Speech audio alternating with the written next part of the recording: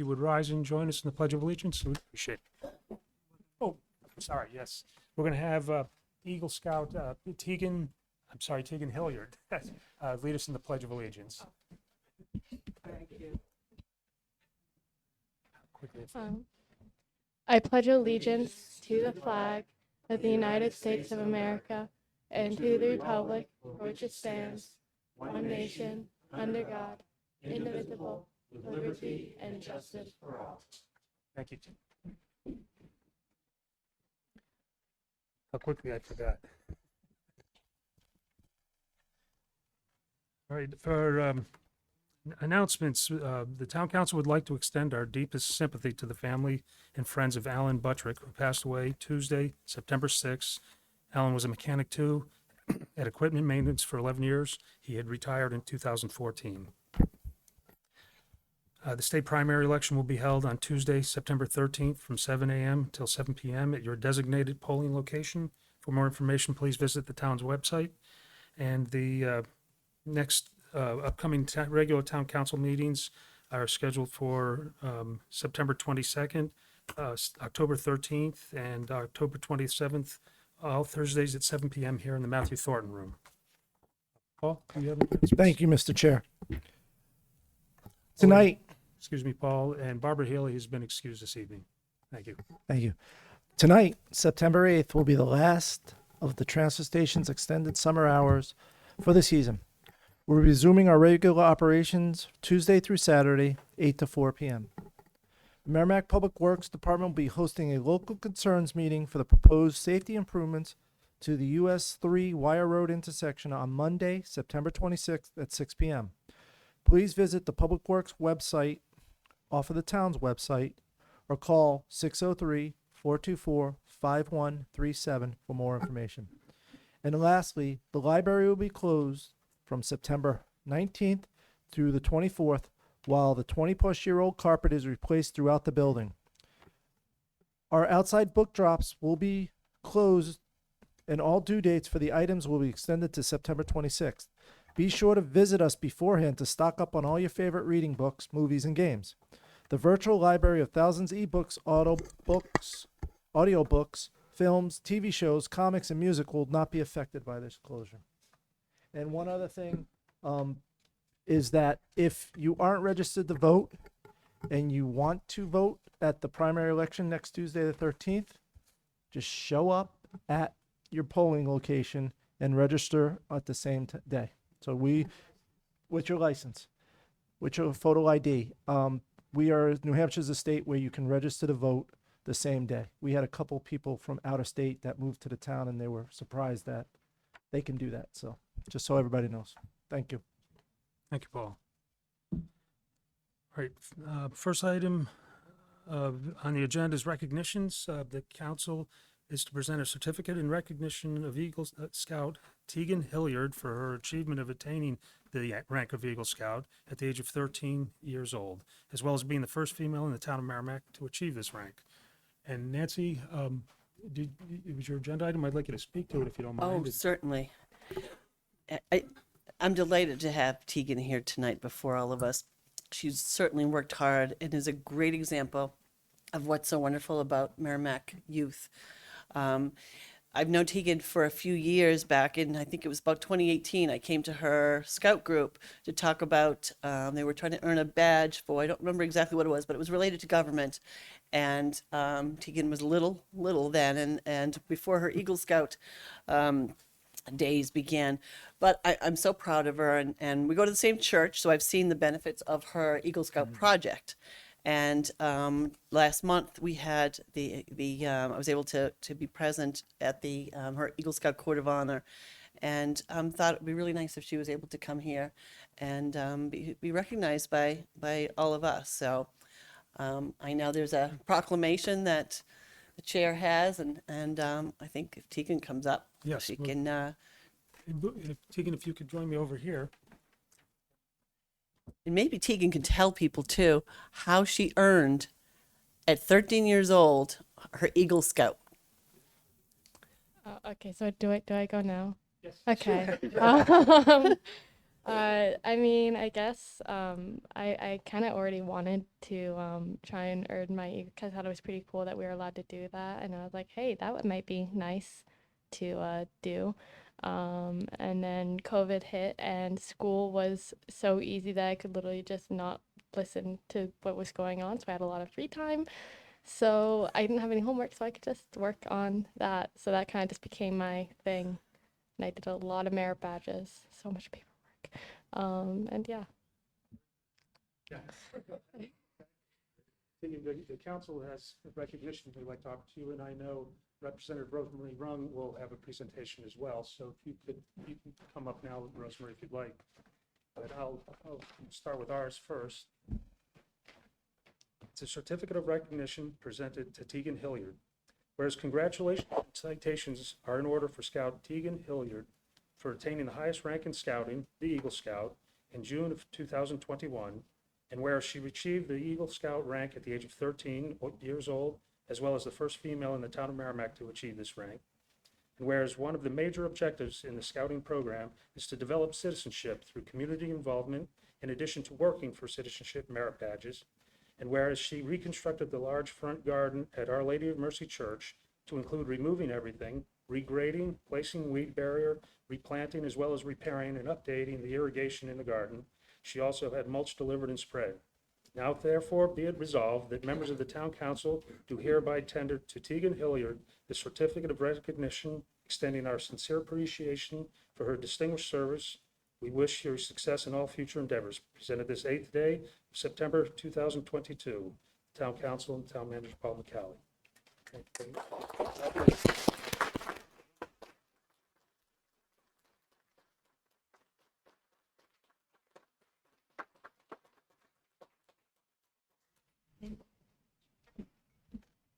Tegan, it is my privilege to present to you a certificate of achievement signed by the Speaker of the New Hampshire House, Representative Sherman Packard. It awards a certificate of achievement for attaining the rank of Eagle Scout to Tegan Hilliard for completing her Eagle Scout project, where she removed the front garden of Our Lady of Mercy. The extraordinary task included regrading, replanting everything, putting everything back down, and fixing the irrigation system. Tegan also has the distinction of being the first female to reach the rank of Eagle Scout in Merrimack, New Hampshire. And I present this on behalf of all the state representatives from Merrimack. And just to say that you've honored yourself, you've honored your family, you've honored our community and our state. And being the first young woman from Merrimack and one of the very first in the state of New Hampshire, you are an inspiration to girls all throughout our community and our state and the country. So congratulations on achieving Eagle Scout, and here you go. Right now.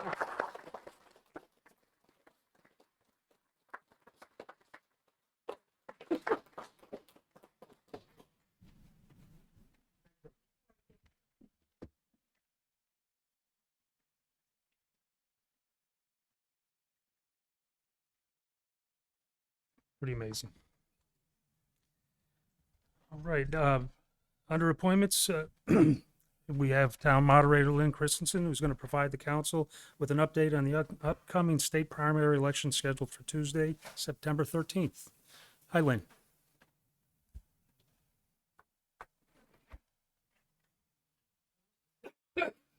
I'm used to sitting over there and saying, make sure the Mike's bright on. green light is on.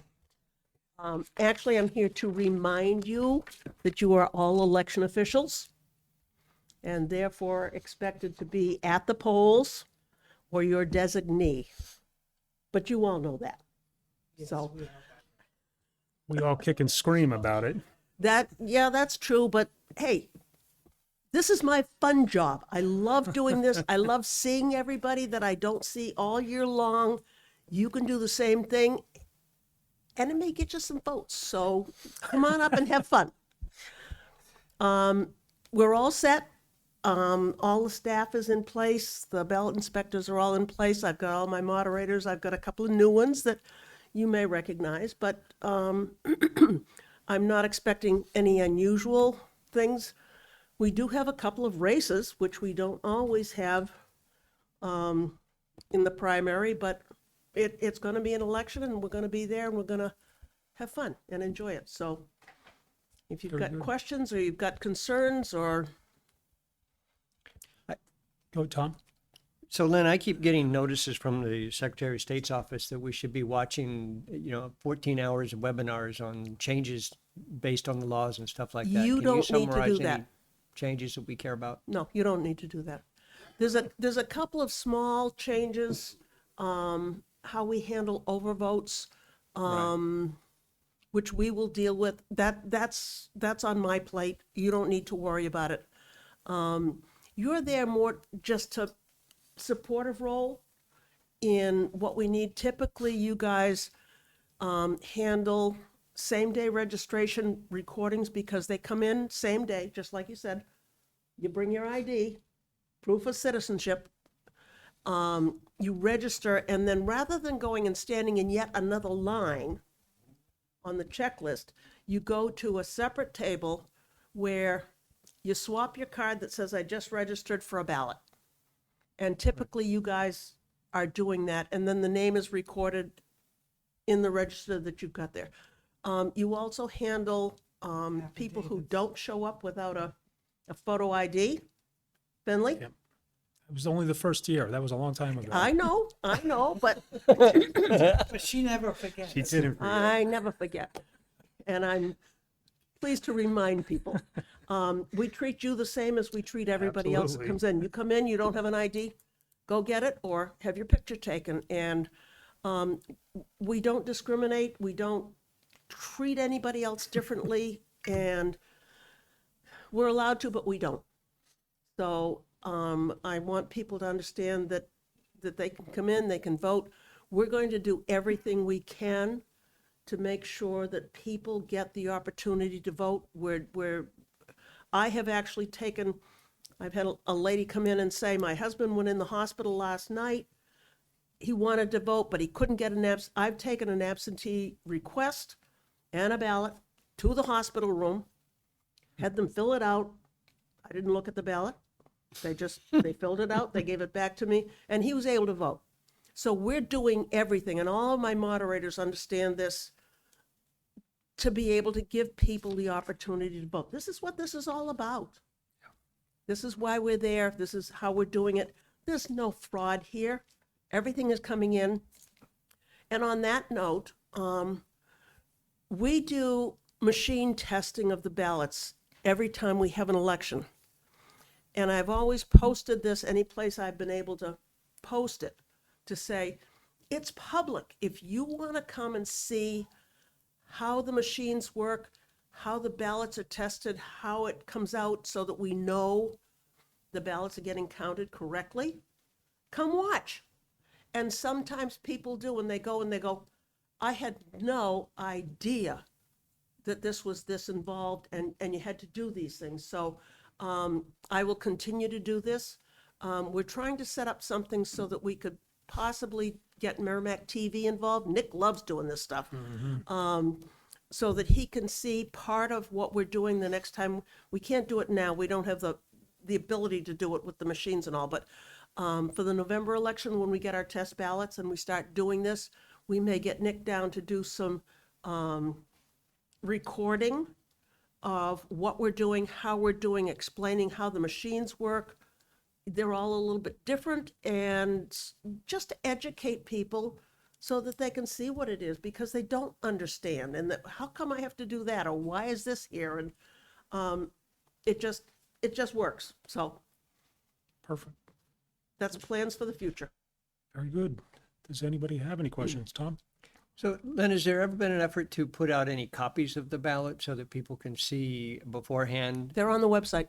They're on the Yep. website. And the Which Secretary website? of State has them on the website. Secretary of State's Yep. website? And I have posted on Facebook, not everybody's on social media, but those that are, I have posted on the election forum.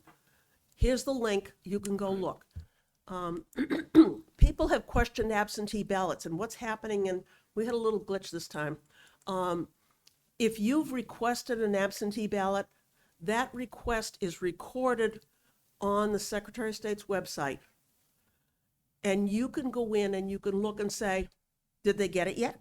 Did the town clerk get my request yet? You can see when they've received it, if they've received it, and you can see when the absentee ballot has been sent out to you, and you can see when it's been received back. So if something doesn't look right, you can pick up the phone, call the town clerk's office and say, I put it in the mail today, but you don't say that you've received it yet. Okay, well, give us a couple of days, and, you know, it's that, but that's there, and that's available so that people can see these things. And I probably should, they say don't go into this, but I'm gonna go into it anyway. When the Republican ballots were printed, we get the absentee ballots initially. One of the candidates for the state convention was left off the ballot. Why? We don't know. That person's application along with another person's application were both sent together to the Secretary of State's website, and one of them got on and one of them didn't. I have no idea why. And then, to be perfectly honest, when we were proofreading the ballots, we were more concerned with the rep race because there's 9 for 8. So we missed the fact that that one was missing, and we caught it and said, ugh! But we didn't catch it until ballots had been sent out to people that had requested absentee ballots. We went to the Secretary of State's website, or went to the Secretary of State and said, we got a problem here. They sent us corrected ballots. So anyone that requested a ballot and was sent the incorrect version was sent a corrected version with a letter of explanation of why they're getting this, what they need to do, and what happens with it. And we've gotten a number of calls at the town clerk's office. Sometimes they say, oh, I don't care about that, so it doesn't matter. Sometimes it does matter. And so therefore, we are tracking, and again, you can go on the website and see when the initial one went out, when it was received, when the second one went out, when it was received. So you can track that and see. If we have both of them come back, the corrected one is the one that's going to go in the machine. The other one will be marked as incorrect ballot, and it's not getting thrown away, it's getting stored with all the others. So nothing gets thrown away. But we're tracking this very closely to make sure that the corrected ballot, if we have ballots, and all my moderators have been instructed, that we can accept absentee ballots up until 5 o'clock the day of election. So anything coming in the mail or anything being delivered is tracked. So anyone that we have the initial ballot, but we don't have the corrected one, that ballot is not going to be processed until after 5 o'clock to make sure that if they have sent in the corrected one is the one that is counted. So we're tracking this very, very closely. We know what's going on with it. Everybody's going to get to vote the way they wanted to vote. So that's, you have human error. It happens and you can't do anything about it, but what you do is you recover and you track and make sure that it happens correctly. Yep, very good.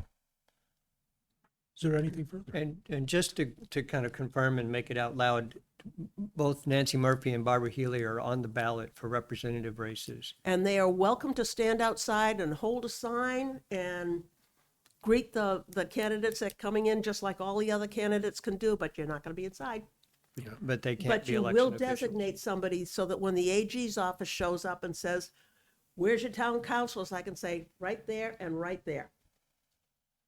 And they will show up, they do. Okay, All righty, great. good. And then And we have 3 places as, We have 3 places has like been we've always normal. had, and we've got the well, same. not always, but Well, we've gotten for past a while that. now. Yep. Nancy, Thanks. Thank you. Thanks, Lynn, for coming and do this. And I always feel so good that knowing that you're overseeing the elections. I think we're very fortunate to have you here, and we know you run tight elections. I just have a question. I know I can't be inside, which isn't a bad thing because I get to hold a sign. But I know when Andy ran in the last race, he and I sat inside, and he was on the ballot. How is it just for certain races that we can't be? If you are on the ballot Yeah. as an election official, Yeah, So for instance, if you were on the ballot running for town council, yeah, you can be inside because Okay. you're on the ballot as an election official. okay, You are not on the ballot as an election official now, you're on the ballot as a state rep. okay, That disqualifies you from being inside. okay. That's the difference. Thank you. That's, I didn't know that. Yeah, same thing happened to Finley when he was running for Yep. planning board. Yeah, I was just or curious something what the like that. difference was. Yeah, we have. Yeah. If you Thanks, are Lynn. on, and this is true, any election officials, which includes all of you, Yeah, includes me, it includes the town clerk, the supervisor of the checklist, if you are on the ballot as an election official, so for instance, when I'm rerunning as the moderator, Diane Trippett is rerunning as town clerk, we are expected to be in the polling site doing our job. Right. As we were elected to do. And therefore, we're there. You were elected as a town councilor, you're on the ballot as a town councilor, you're expected to be in the polling site, excuse me, doing your job. If you're a town councilor, an election official, but you're running for state rep, that's not an election official. And so therefore, you get relegated to the rest of the candidates. Which isn't a bad thing, as you Let's said. not worry about holding up the signs. Stand outside, hold your sign, say, vote for me, Thanks, Lynn. which if you're inside, you cannot do. Okay. Even if you're an Even election if- right, official and you're inside and you're running yeah, for a town, I don't want to hear that. No election. I've or- never I seen have that heard happen. it at times and Never. I've taken you outside and said, excuse me, let's have a little discussion about what you could say and what you can't say inside the polling location. Lon, Oh, yes. Yeah, I've had a recent experience where I named a designee to take my place because I was on the ballot, was sensitive about yep. being in the place. That's still okay for town officials? Yes, yes, if you you're on the ballot as a town councilor and you're running as a town councilor and you're a town councilor now and you just don't feel like you want to be there, yes, give me a designee. As long as I got a designee, I'm happy. Thank you. Very good. We're all good? We're all good? I think we're We're all set. good. Thanks, See you at the Lynn. election. We're gonna have fun Appreciate on it. Tuesday. Yeah, see you Tuesday. This is my fun job. I love this. Absolutely. It's been a couple years. Thank you, Lynn. All righty. Next on the agenda is council's to hold a public hearing to consider the acceptance and expenditure of a special one-time highway payment of $514,772.02 from the New Hampshire Department of Transportation, made available based on the passage of Senate Bill 401, based on distribution methods of block grant aid apportionment A for maintenance, construction, and reconstruction of class 4 and 5 highways pursuant to RSA 31:95B and Charter Article 8, Section 15. And, Paul? Hi. I just want to know who threw in the 2 cents. No, it did. I'll give you my 2 cents right now. I can't- Transparency. That's right. So, as you know, Senate Bill 401 used some of the state's surplus to give back to communities, and they were very stringent on how we could spend the money. So, knowing that we were getting this money, the 514,772.02, we knew that we had some paving needs that we could get accomplished this year. So when talking with Kyle Fox, the DPW director, I asked him to see if Continental Paving, who did our paving this spring, if they had time in their schedule availability to do some roads that we felt through a study that we had with The PIC. yes, the Regional Planning Commission. Oh, Yeah, NRPC, they did a study about our roads and our condition of our roads. So we took our worst roads that they had on the list and said, what can we do? We were getting numerous complaints about Wilson Hill Road. If anybody drove Wilson Hill Road from McQuestion to Amherst Road, there were spots that were pitted, there was potholes, there was side of the road was breaking off, things of that sort. So that was number one on our priority list to get that one paved. And as well as we did Peasley Road from Dina Avenue to Natticook Road, Natticook Road from Natticook Road to Westbourne Drive, Woodward Road from Parkhurst to Hitching Post Lane, and Great Stone Drive from Babuzik Lake Road to about 12 Great Stone Drive. we were able to get all these roads paved by using this extra money that we got from the state. So it helped supplement our current $1 million that we had in paving. So we were able to do an extra $500,000 in paving for those projects. So I'm here tonight to ask the council to accept this money on behalf of the town to be used in that way as more of a transparency issue. The roads are, Great Stone's done, Wilson Hill's done. I believe there's a couple of things left in Natticook. They did some, Natticook to Peasley. And you remember we had that emergency drainage that we did. So it's gonna take that road to make it smooth again. So we don't have that one patch in that area. So that's where we're at. So, but they've all been basically completed except maybe one or two, and Continental's on the schedule in the next week or so to come in, finish up the driveway aprons, and finish those 2 roads up.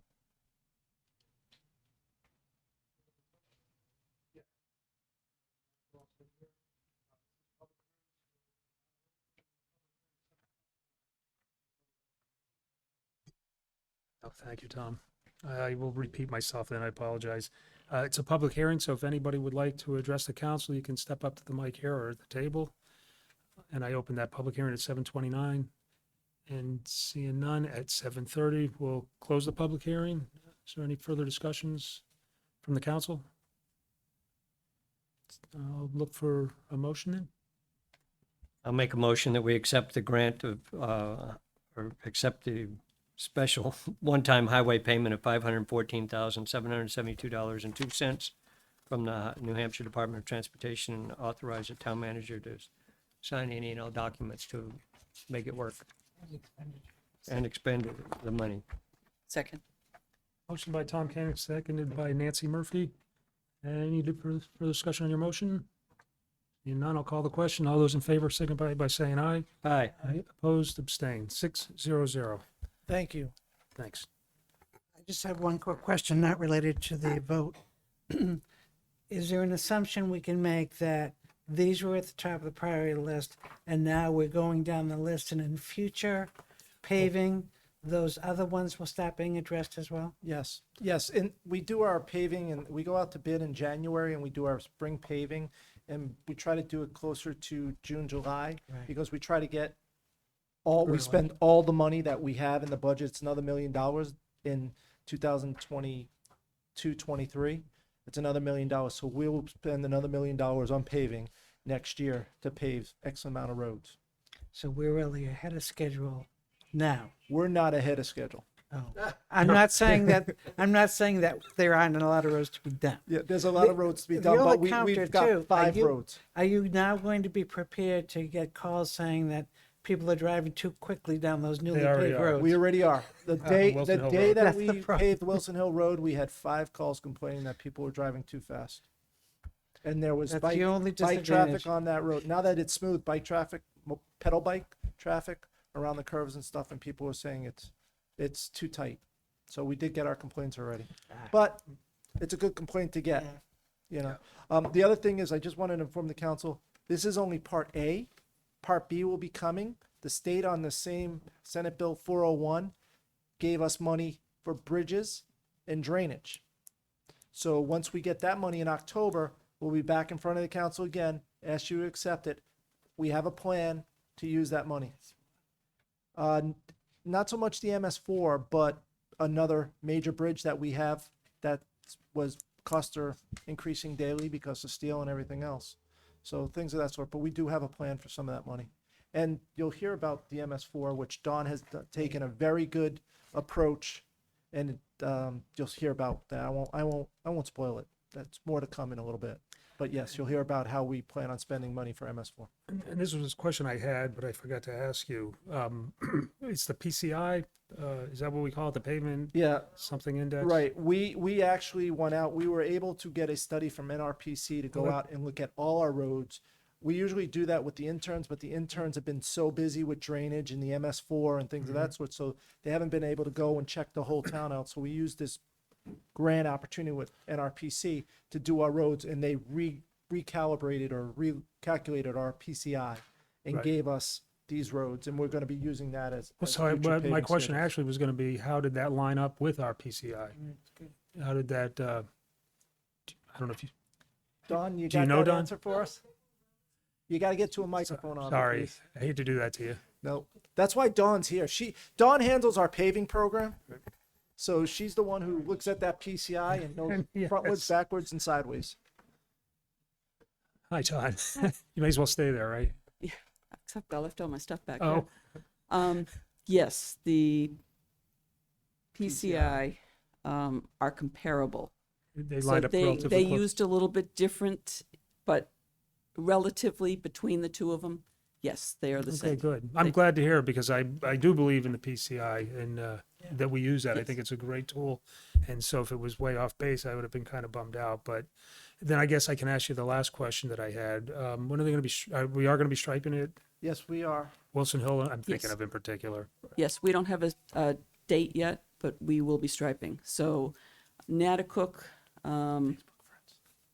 Road between Natticook and Westbourne still needs to have curbing done to it. They've raised all of the structures in there. Be careful as you're going through. I posted that on Facebook today. Yep. We're trying to get them in as soon as possible. I don't know their schedule at this point. I tried to find that out this afternoon and I did not achieve that goal, but just be careful in that area. They need to do the curbing first, 1,000 feet of curbing. Then they need to do the final coat. Then they will come in and fix the driveways and do the line striping. Perfect. So it's not a simple, just get it done. Are you and gonna do curb it. the whole distance, or It's only 1,000 feet worth, and I don't remember the total Okay. length between. it's a real obstacle course right now to try and get Yeah, through I- that. Sure it is. And that's why I posted this afternoon, because I took it and went, oh. Yes, they had just finished, they were just finishing up when I went through. So I thought I should make that aware that it is an obstacle course out there, and we're trying to get it paved as quickly as possible because there are a lot of structures there. Alrighty. Okay, Thanks, Don. I Okay. appreciate it. thank you. Thank you. All right, next item on the agenda, legislative updates from our state representatives.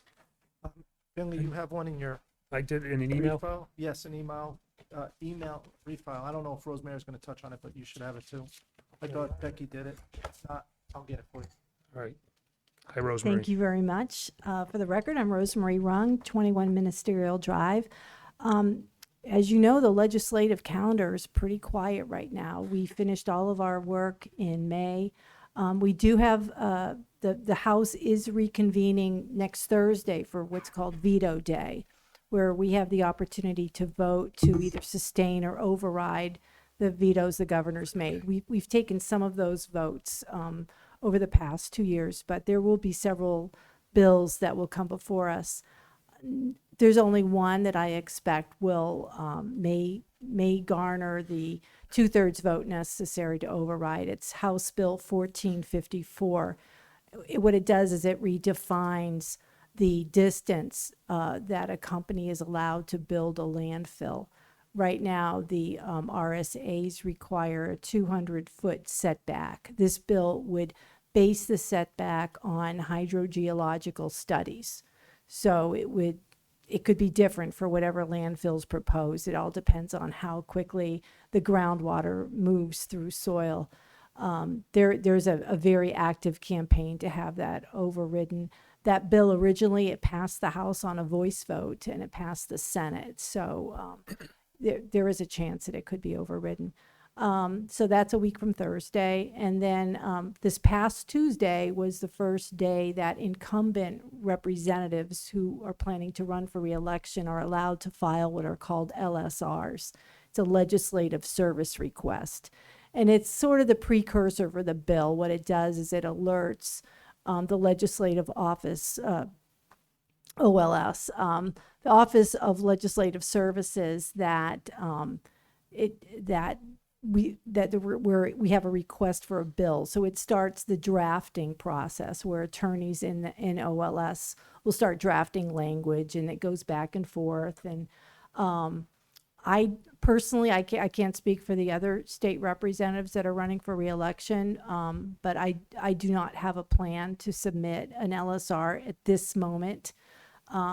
There will be another opportunity after the election where incumbent reelected reps and new elected reps can file LSRs.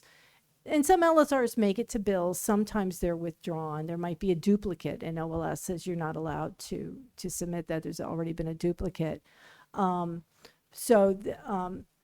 I think many of you know, I chair the state House Bill 737 PFAS Commission, and Councilor Murphy sits on that, and Ms. Councilor Harrington was on it previously. We are meeting. We have a meeting tomorrow morning, but then a week from tomorrow, the policy subcommittee, which is the elected representatives and senators that sit on that committee, will be looking at our subcommittee recommendations for legislation and non-legislative remedies that we have to file that to the governor and to the speaker and the Senate president by November 1st. So there may be some bills that come out of that I would probably be a sponsor of. There is one other bill, actually two other bills that I'll probably be filing. One is relative to cyanobacteria management in the state. The second one, I'm actually working with a Merrimack High School student on. He called me and he wanted to bring a bill forward that would require student IDs to have the hotline for eating disorders organization, that their eating disorders is an issue facing many students, and if they had a hotline number they could call to get assistance, that they could help address that issue. We passed a bill this year that has this, it requires school districts to include the suicide hotline on student IDs. So this would be like a second number on eating disorders. So I've actually put him to work doing the research and getting the data. I said, we need, for me to file this bill, we need to, have all our ducks in a line, because it doesn't make much sense to go through the work if there's not a good chance of success. So very engaged. I'm very excited working with him. So aside from that, I would also like to ask the town, Mr. McCallie, anyone in the town, if there is legislation that you would like to see, please let me or the other state reps know. I sit on the Municipal and County Government Committee, so I sort of have I would call an advantage to really help move forward legislation that impacts municipal government. I'd be happy to answer any questions you have. Great. Does anybody have anything, Rosemary? Okay. Nope, Thank seeing you. none. It's good Thanks, seeing all of Rosemary. you. I appreciate that. Thank you. Rosemary, I think, did mention the dates for incumbents. You did mention those dates, September 6th through the 16th. Yeah, the LSR period opened on Tuesday. I'm not quite sure of the end date. I think it's next week. It does, actually, Maureen Mooney, Representative Mooney, had sent that email that Paul just handed to me. Okay. And her only thing to add to the legislative update was the dates were from the 6th to the 16th for incumbents, and November 9th through the 22nd Yes. for new representatives. Yeah, and there really isn't, I don't think, an advantage of getting an LSR submitted now than later. They're all going to be assigned to committee and have the hearings at the same time, so. Right. Yep. But I would really appreciate if there is legislation that would help the town, let me know sooner than later, because I do a lot of research. I like to, like I said, get all those ducks in a line. I usually look for legislation that maybe other states have done, so I don't have to reinvent the wheel and just kind of modify it. So, but it does help to do the research as early as possible. Nope, very good. All right, thank you. Thanks again. Thank you. Thank you.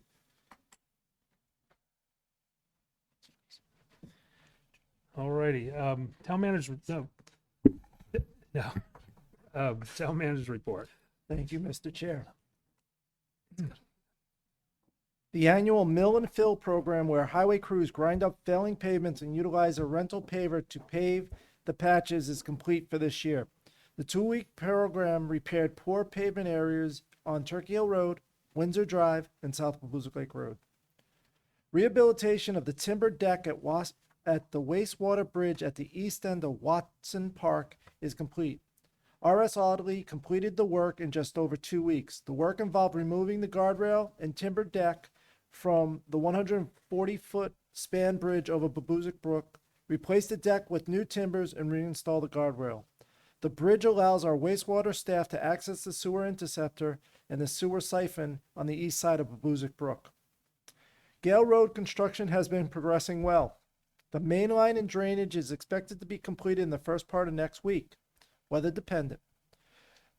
Then there are 3 new structures that will need to be tied into across the street. After drainage is complete, the road will be reconstructed and repaved. And finally, the media department will be covering the elections on Tuesday the 13th, live with the results for the 2 races. The race that is the Republican side, which has 9 representatives running for the 8 slots on the Republican side, and the Democrats have 8 representatives running for 8 spots. That's the only thing we will be covering live that night, is for the representatives who Merrimack is voting, who will be voting for on November 8th to go up to Concord. So I just wanted everybody to be aware of that. That's something new that we're doing this year. It's something that other communities have done in the years past, where they go and they get the results for those representatives that are going to represent the community up in Concord. So we'll be doing that. And on November 8th, that's the other thing we'll be doing, just live that portion of the race is who will be representing Merrimack in Concord, both on the 13th, September 13th, and then November 8th as well. So we'll be doing those.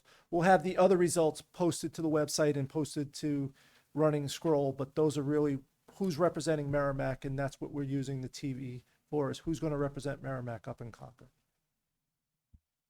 Okay.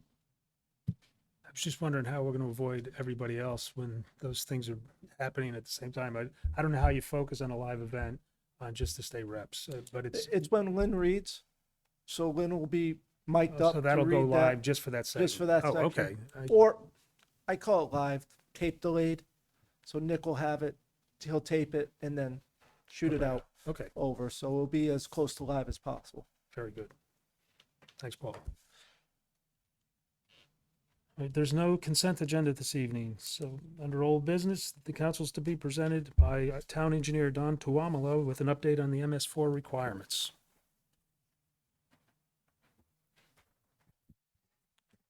As Dawn makes her way up here, I want to give kudos to our interns. They worked diligently to help Dawn out with this project over the last 2 or 3 years. And they continue to be a useful resource for Dawn and for the town to help us with a lot of the tracking and cost saving measures because we don't have to hire a subcontractor to do. So Dawn can take it away. She's been doing this now for I don't know how many years. So she's the expert in the state. If I can figure out how to get the program going. Help is coming. Help is coming. That's Dawn, good. why don't you introduce our Yes, new? we have a new we have a new environmental coordinator. This is Ashley, and I'm going to butcher her last name. Litwinenko. How's that? Yes, Did better. perfect. I butchered it this afternoon. Actually, I had anticipated, announcing both names, and I would have pronounced it correct. Right, I would have pronounced it correctly, but I was too fearful, so I let Dawn do it. Yeah, I gave you the one. So next year she gets to do this presentation, Perfect. but she hasn't been here long enough to go through all of this. So we're here tonight before you because you asked me back in June to bring you an update for where we're going in the next years to come. So here we go. So this is on the MS4, which stands for Municipal Separate Storm Sewer System, M with 4 S's, therefore MS4. We are now in year 5 of the permit. It is a 5-year permit. However, we know that they're not going to be updating it, but they will be extending it. The difference between this time and what they did in 2003 is that you will see there are years 6 through 15 in the permit already. So we will have to continue it. Whereas in 2003, After 2008, we kind of sat back a little bit because there wasn't anything listed, but the permit kept going, but it didn't have new requirements. So we were kind of in this lull until June or July 1st of 2018, when the new permit kicked into place. So that's not going to happen this time. There's not going to be any lull. We're going to keep going. And here we go. So there's a lot of slides. I'm going to go through fairly quickly. If you have questions, just let me know. So year 5, the first thing we had to do was our stormwater management plan, or our SWAMP as we call it. That document tells us what we need to be doing. That document, apparently, as I found out come June, we were supposed to be updating as we go along. So we're now updating the plan because now we're adding our year 5 requirements into the plan. So that will be ready for posting shortly. We use that plan. We try to comply with the schedules. If we have to adjust the schedules, we adjust them accordingly, within the plan. We do our best. We have to meet what the EPA has laid out, but that's what we try to go for. Now, in the past, we've talked about the minimum control measures, the MCMs. There are 6 of them, and I've been here many times and described each one of them to you. What you don't know and where the teeth lie are in Appendix F and Appendix H. Appendix F is from the EPA. In this book, it tells us what impairment or what TMDLs we have. This is from the EPA. These are the ones that cannot be erased. These are the ones we have to work for to get off their list if we can ever get off their list. And we don't want to be adding to that list, definitely. Appendix H, is water impairments. Those are from New Hampshire Department of Environmental Services, DES. They're from sampling. Those can come and go. We can improve, we can have hits. It depends. That's done every 2 years. So we're in the process right now of updating to our latest ones to find out. And I saw on this today, I saw a little bit more green on our screen than red, which I was so excited for, but I don't have that answer for you tonight, so. So don't ask. So we are part of the New Hampshire Lower Merrimack Valley Stormwater Coalition, known as NHLMV for short. We've been part of this coalition since the beginning of this new permit, and we've worked together with many other towns. So we have, like today's meeting, we had 33 people representing different communities, different entities in the meeting today, which we ran. We are close partners with DES. DES actually has prepared for us, and we just got this a few weeks ago, these new year 5 requirements. And if you remember last time I was in, I showed you year 4, and I told you what happens is those requirements slide over, and then we get new ones put in. And our first 5 years is basically been data gathering, ordinance and regulation updates, gathering our information. What do we have? What do we own? This year, it's going to be, what do we need to do? What's our schedules? What's our costs? Where are we going? I don't have all the answers for you tonight, but I can show you where we're headed. And I can show you how we're going to get, that we're going to get there. So you'll find there are stars associated.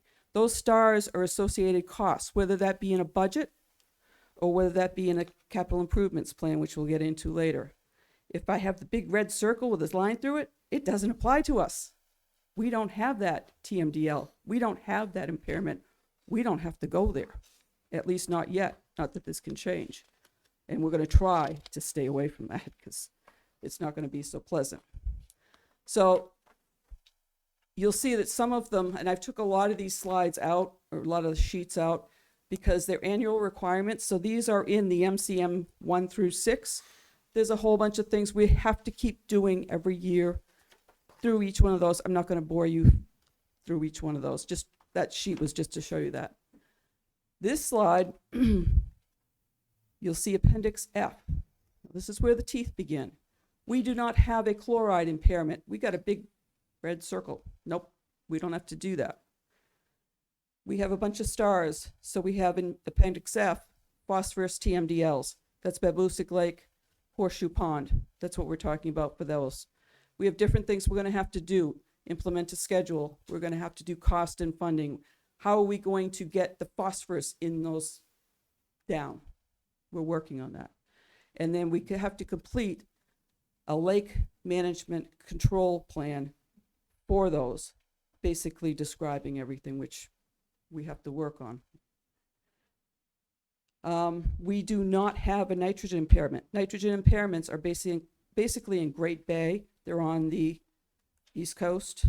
That coalition group has to deal with these. So not only do they have phosphorus, but they have nitrogen. So you think we've got it bad? They've got it even worse, believe me.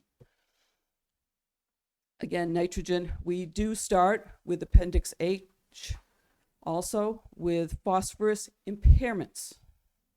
So we have certain things that we're going to have to do for the impairments, very similar to what they have to do for the Appendix F, which is the EPA. That's the TMDLs. H is the impairments again. And again, there's some more things that we have to do for our phosphorus impairments.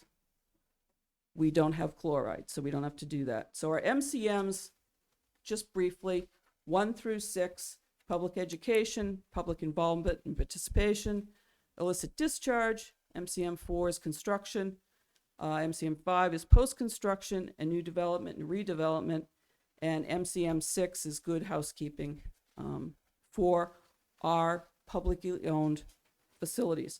Town hall, police station, fire station, the highway garage, the transfer station, the wastewater has their own. I don't have to deal with them. So MCM1, the biggest thing this year is going to be, we have to notify the industrial properties in town. We did this once before. We have to come up with another letter or whatever we're going to do this year. We'll do that as a coalition group. That's not a big lift, but we're going to have to do that. So there's a lot of things we have to do and keep doing. We're still going to have to send out our dog pamphlets. We're still going to have to do. So we've done a variety of things since 2019. We've put out pamphlets. We've been on the website. We've made infomercials on the TV. And if you remember, in April, we did the presentation on the lawn fertilization, which you asked at that time to do a brochure. So this is a quick slide of the brochure that we did up, which is now out for. So it's a 2-page, back, front and back, versus watching 45 minutes worth of infomercial. MCM 3 is our heavy lift within the MCMs. This is the illicit discharge. Illicit discharges are any non-stormwater discharges. Something like a septic system failing and going into a brook, spill on the road, somebody tying into a drainage system with their sewer line. It happens, we try not to, but sometimes it happens. We don't have a whole lot of these each year, but we have a couple of them that crop up. We deal with them, or we have DES deal with them, one way or the other.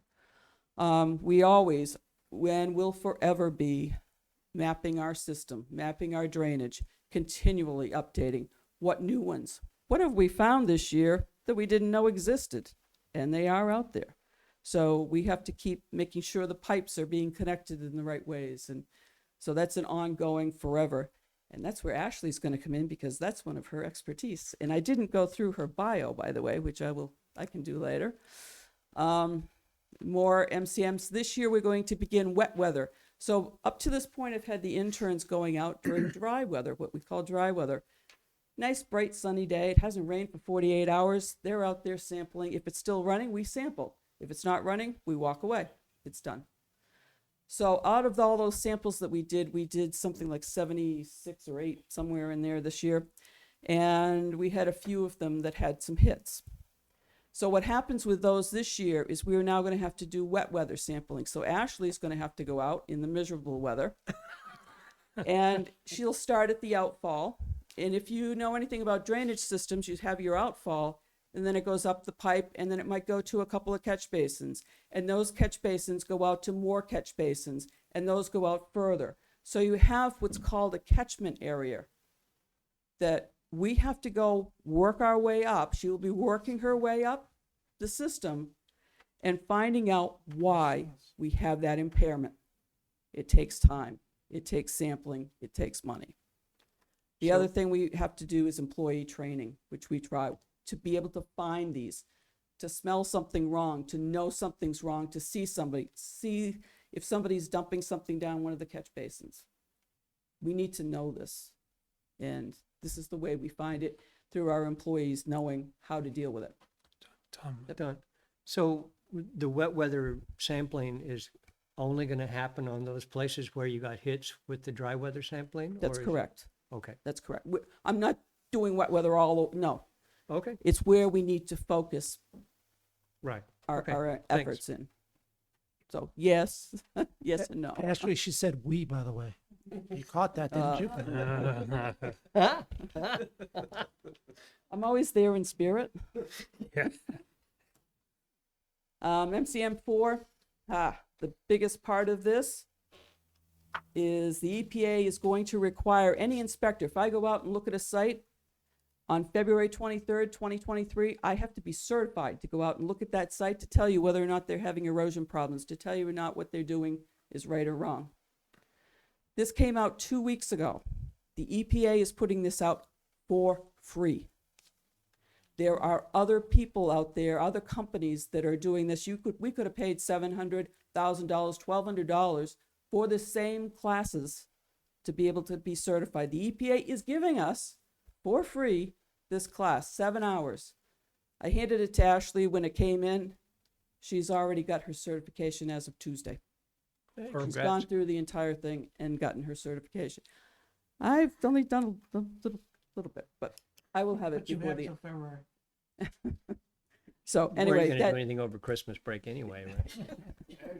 actually, I need it before the end of September because I can use it as CEUs for my license. So Oh, there you go. Perfect. the other big thing, which I have been telling you for years, I need to come in is Chapter 167 of the town codes. I need to do that. I have to do that this year. Because as we go up these catchments and as we find something, we need to have teeth to be able to get into dealing with whatever it is. If it's not a natural occurring event, we need to have somebody out there at the other end going, okay, you've got to be able to address that. That has been my downfall of this code 167, and you'll see it shows up many times throughout these different MCMs. Again, for MCM 5, post-construction, reconstruction, a lot of we've got 167, and then we've got a lot of reporting, some of the regulations, which we're working on. We've done the site plan already. They're working on the subdivision, and I'm also still working on the construction standards and getting more green infrastructure in place. So anyway, we're working on that. MCM 6 is our permittee owned. So that's our street sweeping, our catch basin cleaning. Now that we've done our sampling, now we've got our areas where we've got what they call hot spots. We've got areas where they have more concern. You'll find in the budget, we are going to be increasing those areas to be able to sweep not once a year, twice a year. We are going to have to do more catch basin cleaning. We're probably going to have to contract some of that out because we have to have more done in a year's time. And we have to do more of it within these hotspot areas. We're trying to make sure all of our highway crew is Green Snow Pro. They've gone through all the classes. They can't really be certified because we get certified as a town, and there's legislation that, anyway. We want to make sure that they understand about salt usage. We do not want a chloride impairment. We do not want a chloride TMDL. They are different. We do not want them. There's a lot more work to those. Mm-hmm. If we can keep our guys, and they're very good, we actually have created maps where it has all their streets and their plow routes, but it also has the wellhead areas in there. Don't use the salt within these areas. They have that. It's available to them, and they know where not to do that. But what about the state? I can't control the Right, state. but that's one of the biggest problems we have, as you know, is down by Industrial Drive over the aquifer, and the state controls that, and so if some sampling from that area shows chloride, and it's from them, So a lot of those outfalls along Continental Right. are theirs. right, I do not count them. They're Ah. not within, our purview. our Okay, that answers jurisdiction. my question, because if they're creating the problem, and we have no control over them, then, okay, so that area is not tested by us, not by us. because it's owned by the state. No, we stop Okay. short Understood. Okay. Continental, and then they let it go the rest of the way. Of course, it doesn't help MVD, We're doing what which we is all, can. which is a separate issue. I understand. Thank you. To that point, is that something like the town could request of the state based on what we know of the high salt use and the health have. impacts We have- here? We have. And have they done that? Is that, We've requested. oh, We requested it and we fought it last year. And with them wanting to give us Continental Boulevard. And that's their answer. If you want us to do this, we understand. We have a standard to keep our roads at.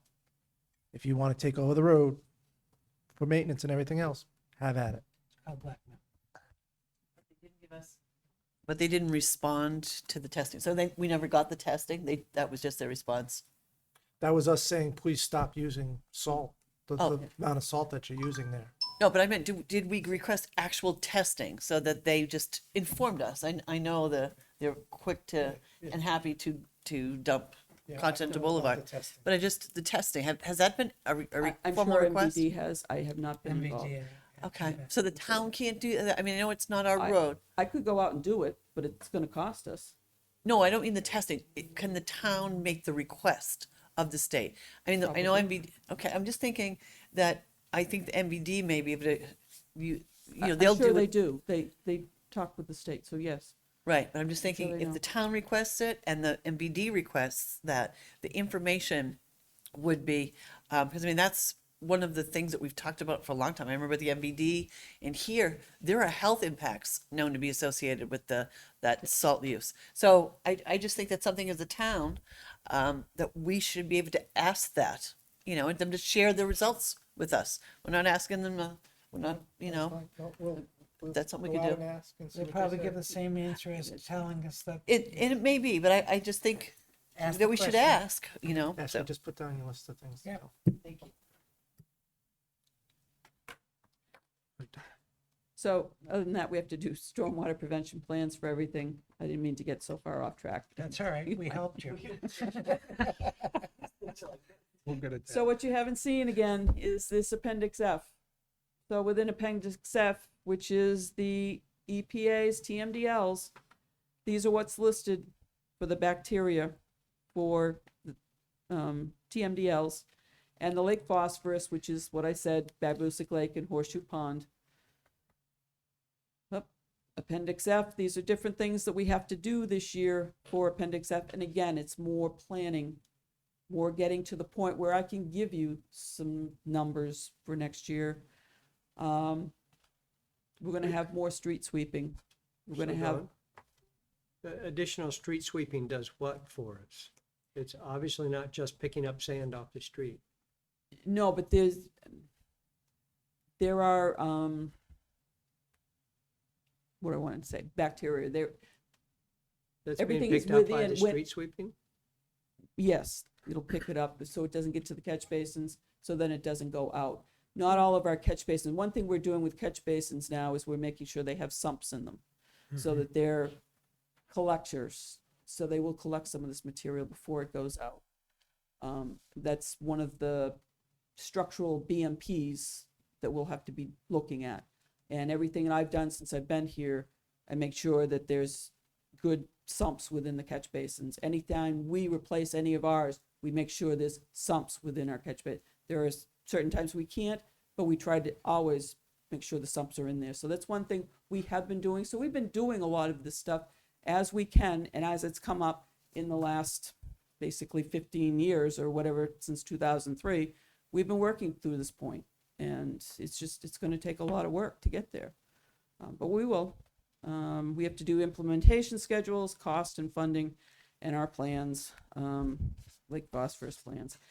This is where the teeth are in Appendix F. You'll see there is year 6, 7, 8, 9, 10.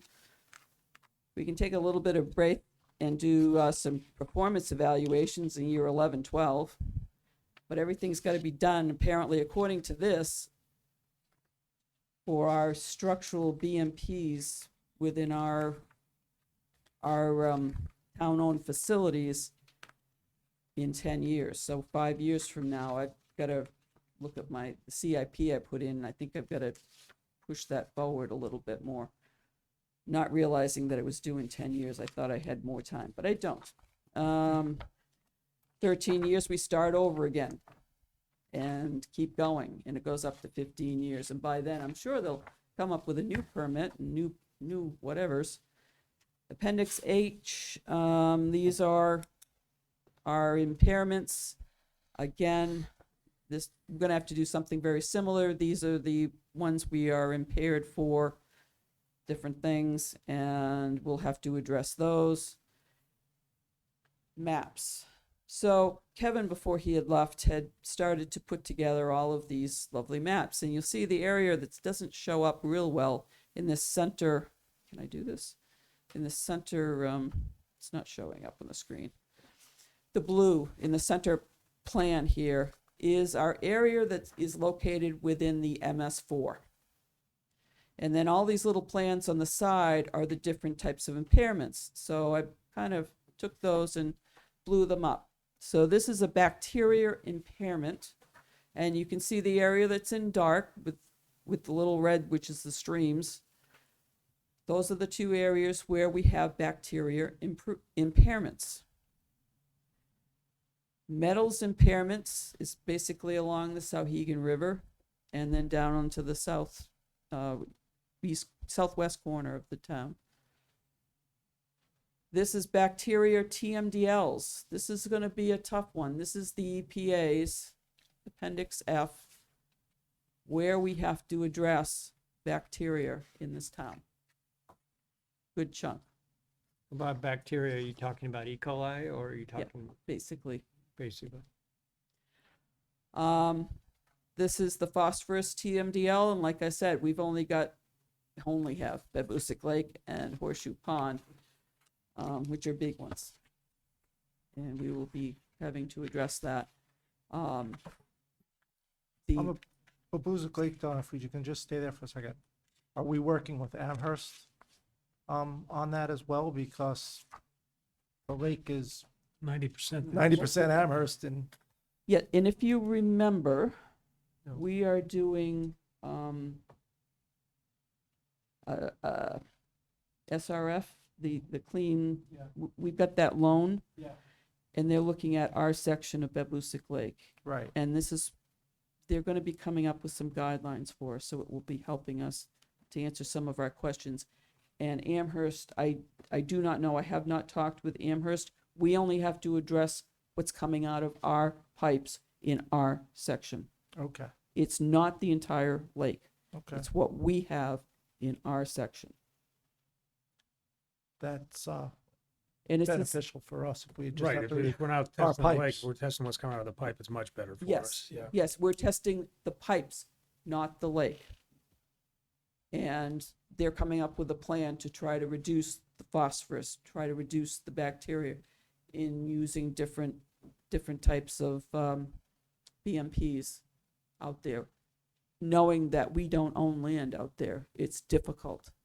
But they're coming up with things that we can do to help those numbers and to bring those numbers down. Because the only way we are going to get off those lists is to be able to reduce the numbers within acceptable levels. And it's going to be very difficult. So in the years coming up, one of that chart that I showed you, it has all the calculations. I'm going to have to be doing calculations for the phosphorus, what have we got now? How are we gonna be reducing it?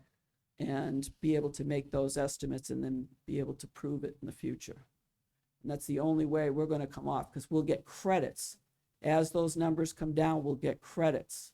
And I'm not sure how exactly that works, but we'll get credits for those, and then hopefully we can get that off, get it at a point where we can get those off. That's the only way we'll get off those lists. Now, next year, the state has come up with a list for us of our high priority ranked parcels that we own. So number 1 is our highway garage. Number 2 is the town hall. Camp Sargent Road, I don't remember what that was. Depot Street is the canoe launch there. So anyway, the state, in their infinite wisdom, has pulled 16 of our town-owned properties and told us these are the ones that we have to target. And they estimated a cost of $642,000 for doing that. Within the next year and a half, by June of 2024, I have to have picked one of these and completed the installation of our BMPs for that project to reduce. I don't know that cost. I don't know what I'm going to do at this point. This is what I'm going to be planning for this next year, is to take these and to determine how are we going to bring down our phosphorus? How are we going to bring down our bacteria? How are we going to do this? That's what I have to do in the next year. So not to belabor a point here. State's saying we own these properties, Yes, we do. okay? Did somebody double check, because I see 2 properties on there that we do not own? We can go through and, The police station is 31, right, chief? Not 29. oh, well, Well, I'm just saying, because 29 is a separate individual owned parcel, well, that it's a private parcel, so, the interns, okay, that's fine. I They didn't get the, I did not okay. double check That- these, I'm sorry. No, that makes sense that I think the state gave, like I said, if No, the state this- gave us our list. The last, Okay. yeah. All right. So To be discussed. I know I know what they are. I know what lots they are, so. Anyway, You might need to correct the address. yes, Sorry, we can do sorry. that. We can do that. To bring that I up, know what they just, want. So anyway, that's what we're after. And what I have done under the capital improvements plan that we just did a draft for and just submitted recently, you'll find that yellow line, which you can't see anything, is that $642,000 for MCM. And I had split it out amongst 6 years. I'm gonna have to pull that back because I'm gonna have to have some of this work done, quite a bit of this work done before that. And that's what I have. We knew it was Bingo. coming. We knew it was coming, yeah. Yeah, but they used to be talking 3 to 5 million or something. Right now, you're talking less, or? Oh, I'm not done. I, You said you were done? This is That, the that first was bite. just 15 properties that, out of however many we own, plus all of the streets and roads. I mean, we haven't even got to those yet. Your list was in priority, number 1. That's No. their priority list. So what, number 8, is that town hall? No, number 8, Town Hall was actually number 2. It was. No, this- that's what I this mean. Building, So why is that a high maybe I'm misunderstanding what the list is all about. they, Why is they that a high gave me the list of priorities. I am gonna probably re-rank them What and was it redo them. based on? Because what are they looking for in town hall they properties? Is it rank by fertilizer we IC, use? the or- impervious. No, they're looking to reduce the amount of runoff coming from this building. So Okay. every parking lot, every building, So that we it does not allow the water to sink into the ground. So we need to do improvements to be able to get the water to be treated before it goes down the road. All right, so, Before it goes into the stormwater system, Correct. it because has to we're, be treated. Yes. but if it's because it's just, being polluted here. Well, we've got all kind, yes. You know, you've got the lawns, you've got everything Okay. that runs off, it runs into the storm drain system. So if we haven't addressed it in some fashion, retrofitting, then that's what we're gonna need to do. But there are causative factors, right? If you have phosphorus, phosphorus is coming from somewhere. Correct, So part of your plan will probably be dealing with the causative factor. correct. And then what can't be controlled, then you accommodate somehow. Right. Mitigate, maybe that's the word. Something. We will work. Something like that. I have not wrapped my head around all of this yet, too. And we will I have to, understand. Yeah, roof drains I don't see as pollution if you ran it right to the drain. It's just water with a couple of But pebbles it's- of. Well, The but it's plain water is coming not the off the problem. roof. It's, I mean, asphalt roofs or whatever. It It's has light here, but something in fine. it that should Right. not be in it. we will look, we will have Yeah, to see all what right. the impairment is on the site The and then causative be able factor, to yeah. address where it's What's- coming from, what we're doing. So yes. It's as annoying today as it was when we began this. It, But It's- yes, actually you are correct. Storm drains roof drains can go directly into the storm drain. The EPA does allow that. which makes reasonable sense. Keep, have it fed out. The lawn is the only thing that I could see adding a little problem, but I know Phil does a great job of how he applies it by the rules laid out already. So, but okay, it's not necessary for tonight anyhow. It's just, does anybody have any further comments or questions? I'm afraid to ask. So you're good? I'm good. All So right. you're gonna tell us about Oh, the yeah. resume? About your Find friend, my right sheet. Ashley. Sorry. So I'll need glasses at that point. I can't see anything. All right. Ashley came from Southern California, Wow. Wow. where she, Voluntarily? well, there's more.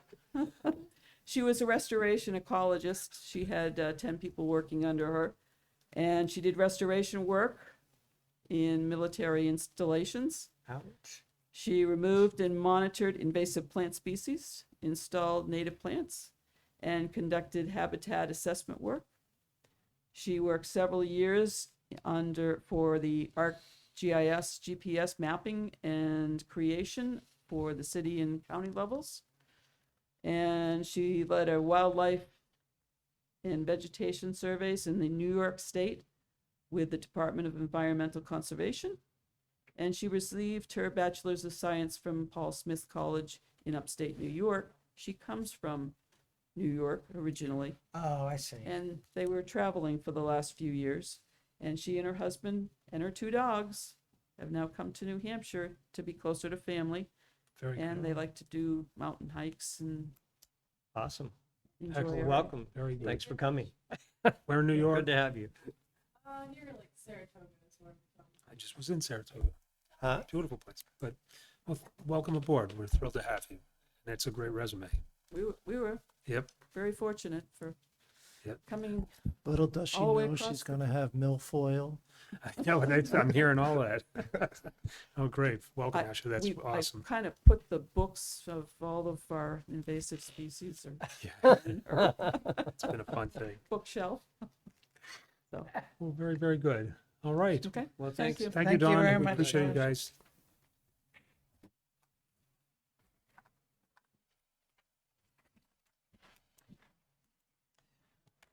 Next on the agenda, new business. Council to be presented with changes to New Hampshire RSA 128.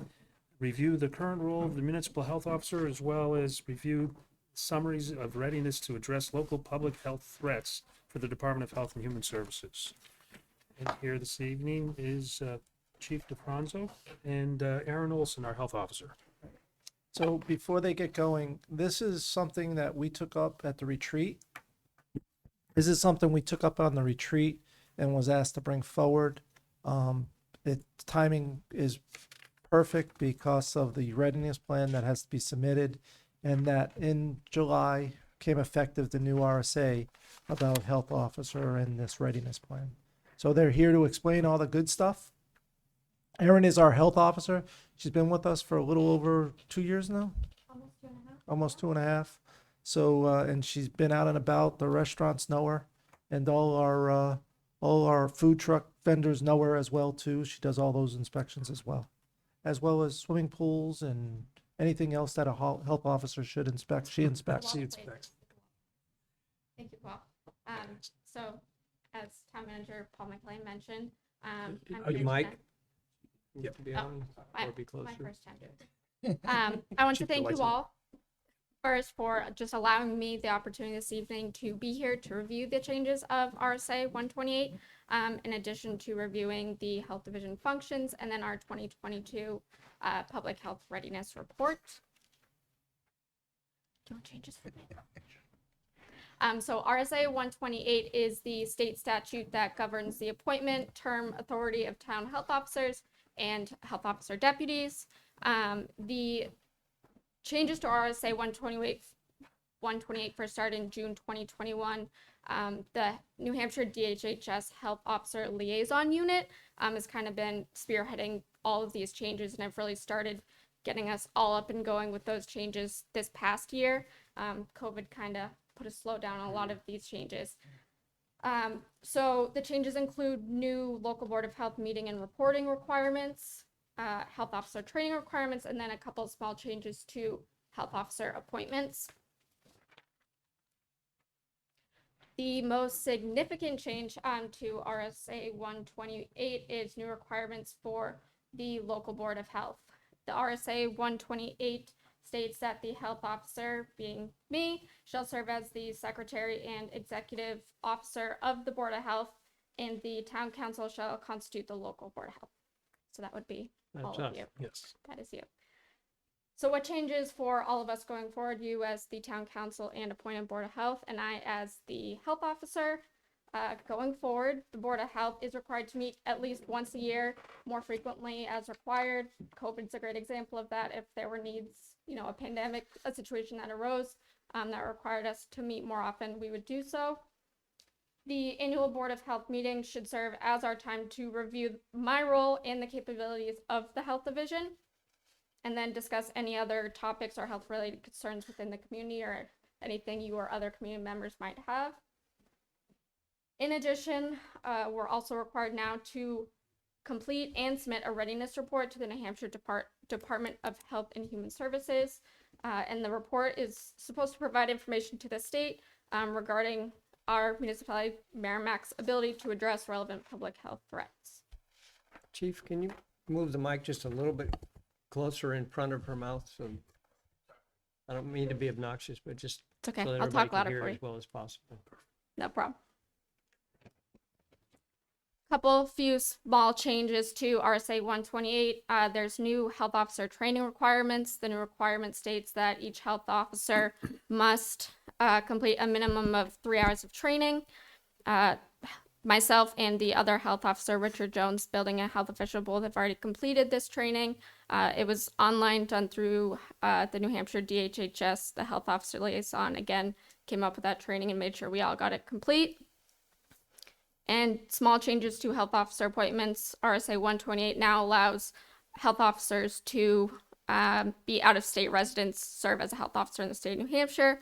And the term of health officers, or the deputy health officer, now will expire with that of the town health officer. So as part of the readiness report, they want us to review with the Board of Health the local health officer responsibilities and the current function of the health division to make sure we're meeting, all of those public health threats and roles that we have. Every municipality in the state of New Hampshire has at least one health officer. Some communities have an elected health officer. A lot of them are stipend roles. So just as needed, they might, as the situation arose, they would give their hours, public health nuisances or situations, they would respond to those. Other municipalities and cities have full-time, part-time, salaried health officers. Some have more than one, some have one. Here in Merrimack, there's myself full-time, and then we have the building and health official, Richard Jones. So the local health officer's role focuses on assessment and inspections of environmental hazards. These hazards can include all sorts of things, but mostly rental housing, nuisances, which can be garbage, unsanitary living conditions, pests, septic systems, and then additional nuisances like odors and noise. The health officer, being me, also works in conjunction with the state Department of Health and Human Services regarding communicable disease outbreaks, mosquito-borne illnesses, and lead prevention. So how do I, as the health officer, accomplish this? In my role, I investigate, enforce, and resolve all local public health issues that arise, whether it comes from community members, from the state. I accomplish this through inspections and investigations, followed up by education, hopefully most of the time voluntary compliance. If not, I do have enforcement authority over state and local public health laws.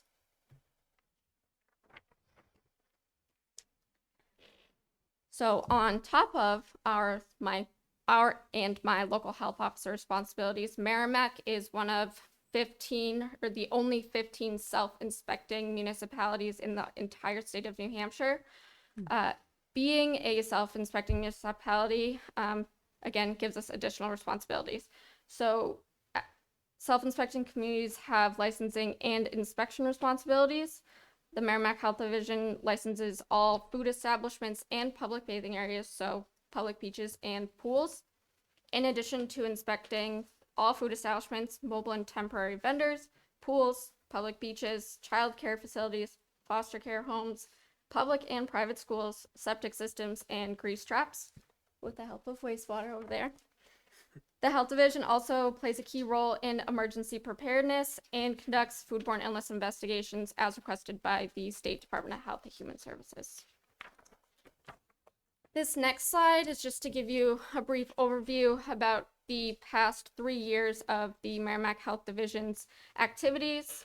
I started in 2020, so the past, I guess, 2.5 years will be data from me. Currently, the town has 140 licensed food establishments, 22 licensed public bathing areas, 2 of which, again, are our public beaches, and 23 licensed childcare facilities. On to the readiness report. As I mentioned, one of the new requirements under RSA 128 is that we complete, as the Board of Health, being as the executive officer of the Board of Health, the readiness report. Prior to this evening, Town Manager Paul McKelly and I did, with the help of Chief Trapronzo, did review and complete sections 1 through 4, which I just gave a brief overview and was provided in your packet prior. So section 1 through 4 were already completed. We'll end the night off with section 5 with a discussion. One of the major roles in the state changing the RSAs, they really want to have a better understanding of the role each community plays in their regional public health networks, in addition to the individual responsibilities on a day-to-day. I think COVID-19 played a big role in really preparing all of the public health departments to be able to better respond should situations like the COVID-19 pandemic arise again.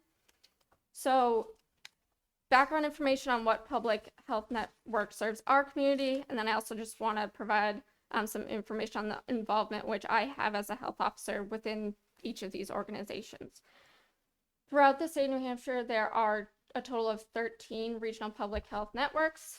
Merrimack falls into the Greater Nashua Regional Public Health Network, which includes Nashua, really is at the forefront of the public health network, Merrimack, and then 10 other surrounding communities, which are all displayed on the map up on the screen. The mission of the Greater Nashua Health Network is to facilitate access to programs and services that develop resiliency, promote healthy behaviors, and safeguard the health of Greater Nashua through partner engagement and collaboration.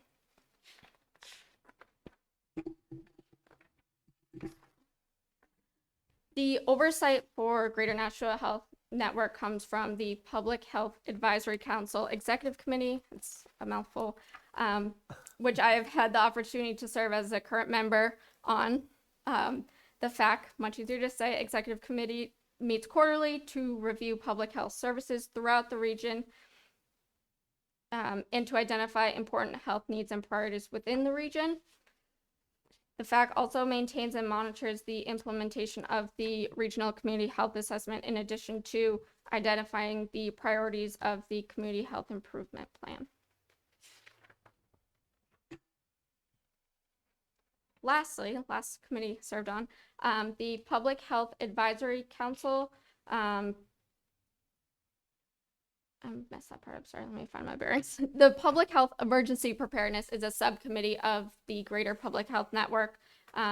Public health preparedness is one of the priorities in the Greater Nashua Community Health Improvement Plan. Myself and Chief DeFranzo both actively participate as members of the FEP Emergency Directors Management Team. During COVID-19 FEP, we were all meeting virtually weekly to check in on community needs. This included vaccine and test site planning and going over PPE supplies and staffing resource needs throughout all of these 13 communities in the region. The photos displayed on the right, they're kind of small. I don't know if you see them.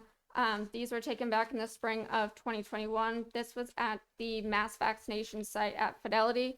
The health division, fire, I believe police was involved too. We all worked together with FEP members and the Nashua Health Department to put this on, and it was a pretty cool, that was probably the biggest tent I've ever seen in my entire life. And we had great turnout, so.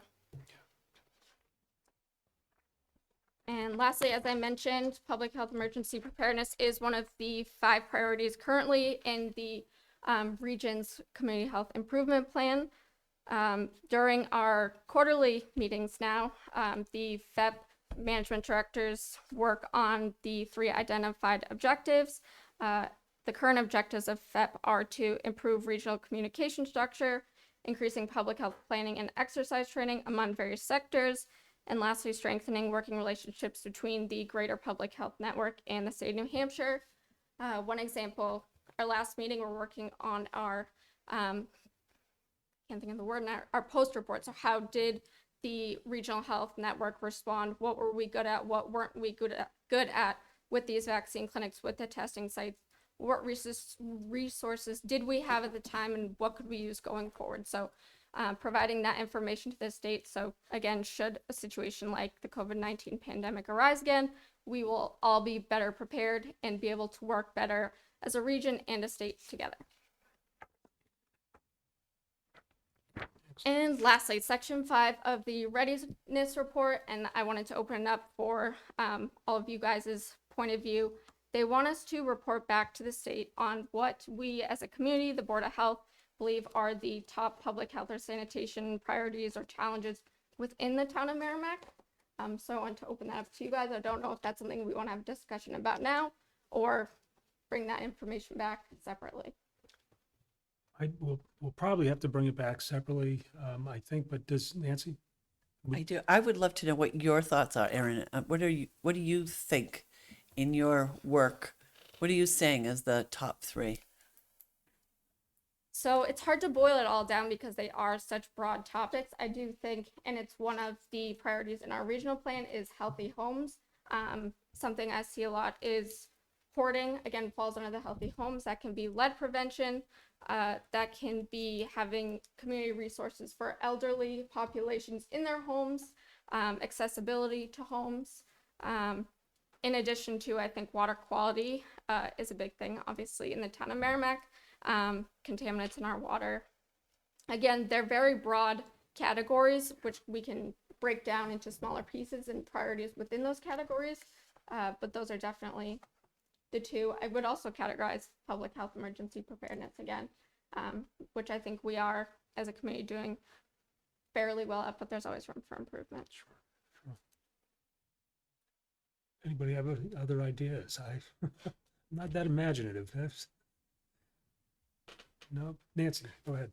Sorry, I'm probably going to hog this That is for a minute. okay with Erin, me. thank you. As a matter of fact, I called Erin probably 2 years ago, and you were really helpful because I wanted to understand what the role of health officers were. At that point, I was in the legislature, and they were trying to write a bill and going to burden health officers across the state with this list of responsibilities.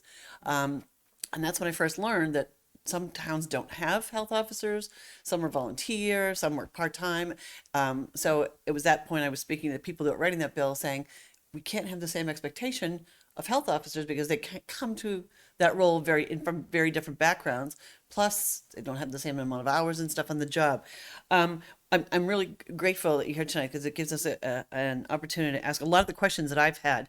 And I know just from this list alone, never mind the things that you do on a daily basis, how busy you are. But let me ask you the questions that I had. I went through a couple of these things, and I see that health officers' role is investigating, enforcing, and resolving potential environmental public health hazards and risks. And I think it's well known, one of the greatest public health hazards we have here is our community exposure to toxic chemicals from polluters. And so our drinking water is contaminated, our air is contaminated, our soil is contaminated. So for me personally, all things are important. I'm a retired nurse. All of these things are important, but if we don't have those clean air, clean drinking water, plant in soil, we can't get to those other things. So, I personally see that as a huge priority, and I'm looking at the collaboration that you're doing. I think that's great with Greater Nashua Public Health Network. I noticed on the map that you showed us, there's at least 3 of the communities that are involved are also PFAS impacted. Litchfield, Amherst, Bedford's not part of it, but Londonderry I don't think is part of it either. But my point being that there are a lot of these communities that should share the same concerns that you have. And what we have here is sort of not your routine everyday public health concern that many other communities worry about, and it's a big one because it impacts all of us. I'm happy to see that you were concerned too about the water quality. What do you see your role, Erin, as part of the public health department here, and what can we do as public health, your colleagues, to address that one issue? And I mean, I know you get mail from the state. I mean, I get a lot of the same stuff on the commissions that I serve on, and you get a lot of that. What do you do with that information that you get, about PFAS, whatever the updates? Where does that go? How does that get handled? So I agree. It definitely is a health priority. We're all very well of the situation. In my role currently, I wouldn't say I'm, boots on the ground working on it's such a big picture issue, right? There are so many factors that are playing into what has kind of led up to this whole PFAS situation. For me, I think a great idea is really advocating. So being part of the Public Health Executive Committee, they really want us to be in the community talking to you all and getting this information. And during these meetings, bringing that information back. This is a public health issue that we, as the community of Merrimack, have identified as a threat to our community. Do other communities see this as a priority threat? And then how do we make an improvement plan or work towards creating a healthier community in that category? So I definitely think that it's something that we can advocate for. Whether we have the information and I present it to them, or it's something that I submit to the regional health, the executive committee. I definitely think that's something that we can work towards, and I'd be more than happy to work with any of you on. Well, I'm just thinking there are 2 commissions that I think it would be great for you to have. I know I invited you to one of the meetings not that long ago. It was I thought a really important one for informational purposes. I don't know what your role is in terms of responding to community members. I mean, if somebody called, I don't know who they would call, maybe town office, and they had questions about PFAS, would somebody connect them to you, or how would that? In certain circumstances, I think with us being Merrimack and having some bigger organizations such as St. Cobain, a lot of the individuals automatically get sent over to them. A lot of them are looking for the resources provided, whether that be water for their property, whatnot. So I do receive some phone calls. Like you said, I receive a lot of information, which I do save on the computer. I do forward, information that's pertinent. I read it all to the chief or town manager Paul McCallie, but for the most part, I would think that NBD probably receives a lot of those calls. As well, that issue specifically is something that's so enormous. With the scheduling that we've seen this evening that the health officer deals with, it's an enormous job already. Those type of things, I would have imagined MVD would be a contact point, but the state, I think, is the major one that people would deal with. We've been directing a lot of people, as you know now, it's the grant programs, but we've been directing a lot of people up to the state of New Hampshire and the Water Resource Division up there because they're knowledgeable of out of boundaries, who gets water, what they can do if they're in the outside the out of boundaries, what are their options and things of that sort. So we've been directing them from the town manager's office up to Amy up at the DHS. Yeah, because it's an Yes. enormous Right. thing. I'm just thinking more in terms of not all those extraneous things, the separate water and well issues, but more about the health impacts. As I know we hear a lot from community members about their concerns about potential health impacts related to exposure. So I like that, and lead in our public schools. I know we had a lot of faucets that were testing with lead concerns. So my question is more in your role as the health officer, how do you liaison with the community, or is that part of what you do? I'm just trying to understand the role more. And is there a way that is there something that we can do to help that? Because I know you have, it's very clear, you've got a more than full plate, even for a person and a half. Sure. Yep. I think the best way to describe it, again, it is such a ginormous situation. Remembering that public health is about prevention, education, outreach, advocating for resources, but again, really about that education. So currently in my role, I haven't had a lot of responsibilities, or I guess involvement with the PFAS situation. But I think going forward, if we wanted to move towards making it part of the health division, it would be in advocating, disseminating educational information about those potential health impacts, and again, advocating, whether it be through the regional health network, the executive committee, or talking to other surrounding communities about the health impacts that they're seeing within their populations. Yeah, I think that'd be great. I'm certainly interested in helping you out and yeah, I think there'd be some good support too from other communities, because you're not alone. Other communities are dealing with the same thing. So that's great. Educating the residents is key. So thank you. No problem. Thanks, Nancy. Hi, I'm just thinking while you're talking. And I think from your perspective, I would be thinking, what am I supposed to do? I don't really have much to do with the water. I have no control of what's going on in the water. I have no control over what's happening. So what is my role? And I think you've touched base on it, but I think advocacy and educating is what you're pushing, and I totally agree with you. But I think you're making it more difficult than it needs to be. By working with the Nashua members, I believe you could come and say, okay, with all the information we're getting, how could we disseminate that? Basically, that's what we're talking about. So perhaps getting together with the other towns that have a similar thing, setting up a little task group between the three of you. Okay, we all get this. Is there a way we can put something on the website, on the town website? Information about health kind of things.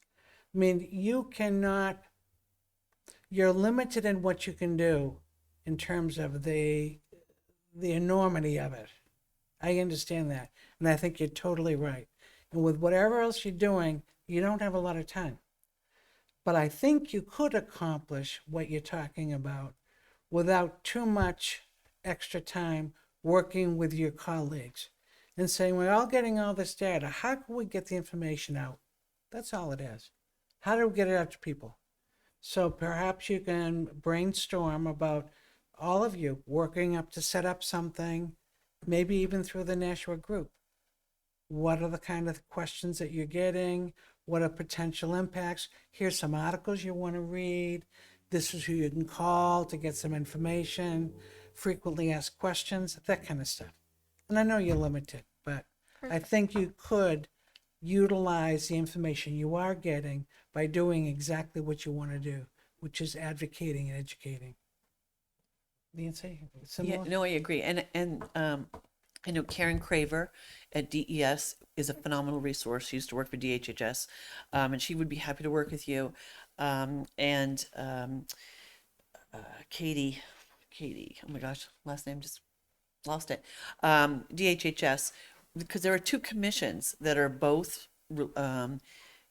the environmentally triggered chronic illness, which is the SB 85 commission, and the HB 737, which is the PFAS commission.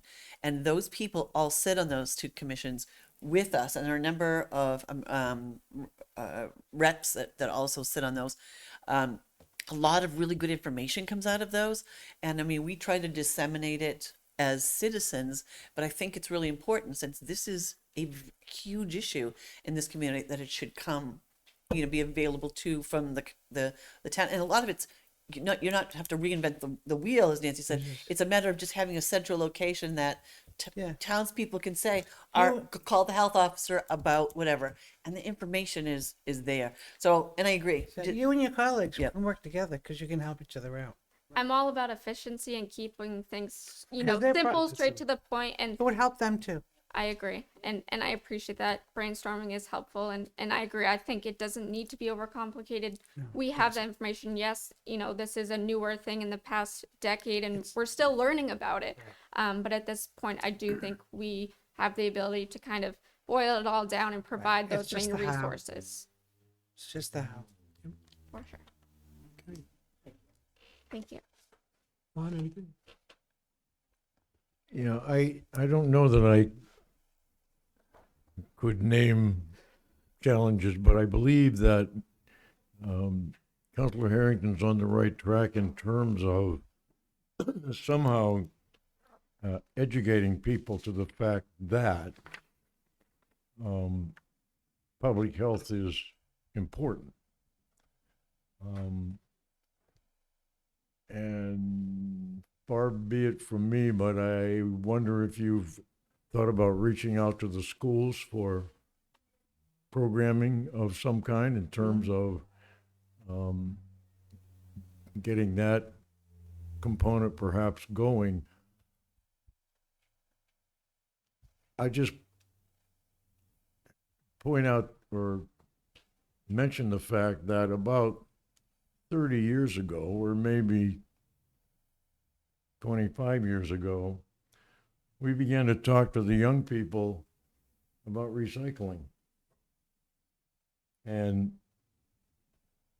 I know as a parent of children back then, they began teaching me about the importance of it. So it's not so much a challenge as it is maybe a gap between what you know and what you're charged to do and doing, and who else knows. I just pause at that. Thank you. Thank you. Excellent. Is there anything further from the council? No? So this is going to become an annual visit. Yes, we will have to do this annually. Again, if other public health, situations arise, up, we it can could be meet more more often. frequently. Sure. But thank you for your time. I appreciate it. And I think to your point, that's really the whole purpose of doing this annually, is to see where those gaps are and identify those priorities and hear from you all, from both sides, what you're seeing as community members, me as a health division, and brainstorming, coming up with ways to prioritize and fill those gaps. So I And appreciate it. I think it's important that you also be given the encouragement to tell us what you need. Okay? Because here we are saying you need to do this and that. It's like, oh, that's wonderful. When am I supposed to do this Sunday morning? And I think the reality is that you need to be able to assess what your role is, what you're doing, and what you think you need to do, or we're telling you what to do, suggesting. And yeah, fine, I can only do it. And you need to tell us if there are things that you need in order to do what we're asking you to do. Thank you. Which is a challenge in itself. Absolutely. Mhm. Yes, it could be. Nancy? I just want to say to Nancy's point, I agree, which is why I would like us to meet more than once a year, so that when you have things like that, you have to fill out. You have a sense of what we may think, but a lot of what we're going to think will be impacted by your experiences and what you're able to tell us about what's happened for, I mean, we don't get pandemics very often, but, you had an experience that none of us have had in that role. So I would hope that we would meet not just once a year, but more often than that, especially if you had something that you wanted to bring that if we're the Board of Health, Okay. I think it's important to meet personally, more than once a year. And what to that point, just around the lead, I just know at the State House, we're looking at lead issues in Merrimack schools in pipes. Now, I don't know where it's at now. I don't know what's been resolved, what the numbers are, but lead impacts, neurological development in children. And so that's something that's important. I would love to know where we stand on that. What's the status of that in our schools? And so people will know, parents will know, and not wait another year to that we happen to hear it from DES, but we're going to be more motivated to do stuff for our community. And I think you're a great resource to us, and to the community. And so, those are the kinds of things that I would love to have feedback from you, what you're able to find out about issues like that. So that's why I would want to hope that we can The do more more I'm often. thinking about it, the public health, you and I are used to city public health. Mhm. Very different role. Mhm. You don't see public health people inspecting restaurants in cities. Right. You have building inspectors doing that. So I think that we have to remember the kind of responsibilities that are in this job description that are not related to it is public health, but it's also inspections. So I think we need to be careful on what our expectations are. And if we are going to put other expectations on it, then we have to redefine the role, which is a whole different issue. I'm actually shocked that the school district doesn't know if Well, there is lead in their water or not. I mean, do you work with Because the that was a school big nurses? issue years ago. I completed the school health and sanitation inspections on Tuesday of this week. Okay, but you deal with the school nurses. I did serve on the COVID-19 health and safety Okay. task forces, so I did See- work with them a lot. But the city public health people work directly with the school nurses.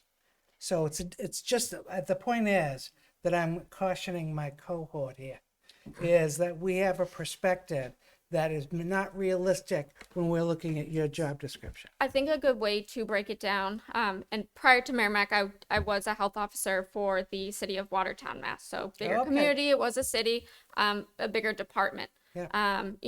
In public health departments or health departments, you have community health, you have environmental health, That's and you have correct. your public health. So, in a city, you might have your public health nurses they get those communicable disease, case reports. That's They right. do have to work directly with those nurses. They set up those vaccine clinics, and testing sites. But then you also within that department have community Environmental. services, and then you have environmental health That's right. services. That's right. See. New Hampshire, I don't want to say is far behind a lot of other states, but they are in just the amount of resources and actual staffing that they have. Live free or die state, but it is the role as of right now here in Merrimack kind of encompasses all of that as a whole. That's right. That's So, right. Environmental as well as. yes. I think And- we and just that- need to be cautious. Right, and that's what happens here. Years ago when her predecessor was full-time as well, we were dealing with the avian flu. And That's he'd right. get the I remember emails that. about the avian flu and he'd forward those along. We weren't, he was still doing his inspections Right. because there's so many inspections in this town that Erin does and so many other things she does that if you want to incorporate everything else, In fact, we if would I have to sit, remember, me and the chief would have to sit down and develop a department of health, that's right. which is what Nashua has. They have a health department with 2 or 3 or 4 people in it. Right now, really, we have Erin, who's the health officer, who does our inspections. And then we have a building official who's also the health, considered health, because at the time we only had part-time. So we had the Right. dual role. So the part-time was doing the inspections, and he'd get involved with the avian flu and the pandemic stuff that we were talking about, and the bird flu and things of that sort. So it would be a discussion, if the council would want that the chief and I would sit down and what would be best to create a health department for the town, if that's where you want to go as a council. Thanks, Paul. All right, we're all set to move forward? Thank you Great. for, Now yes, thanks, that was amazing. Thanks for all that effort. And Chief, I don't know if I heard a word from you tonight. But I No, appreciate- and that's a good thing. I appreciate you being I- here. I can say and support that, I don't see her all day. She comes in sure, and she's gone. Yeah, So, and you saw the amount of inspections that are here in this community. It's just amazing what she does. And any complaints, she goes right out and takes care of those too. And some of those don't resolve themselves quickly.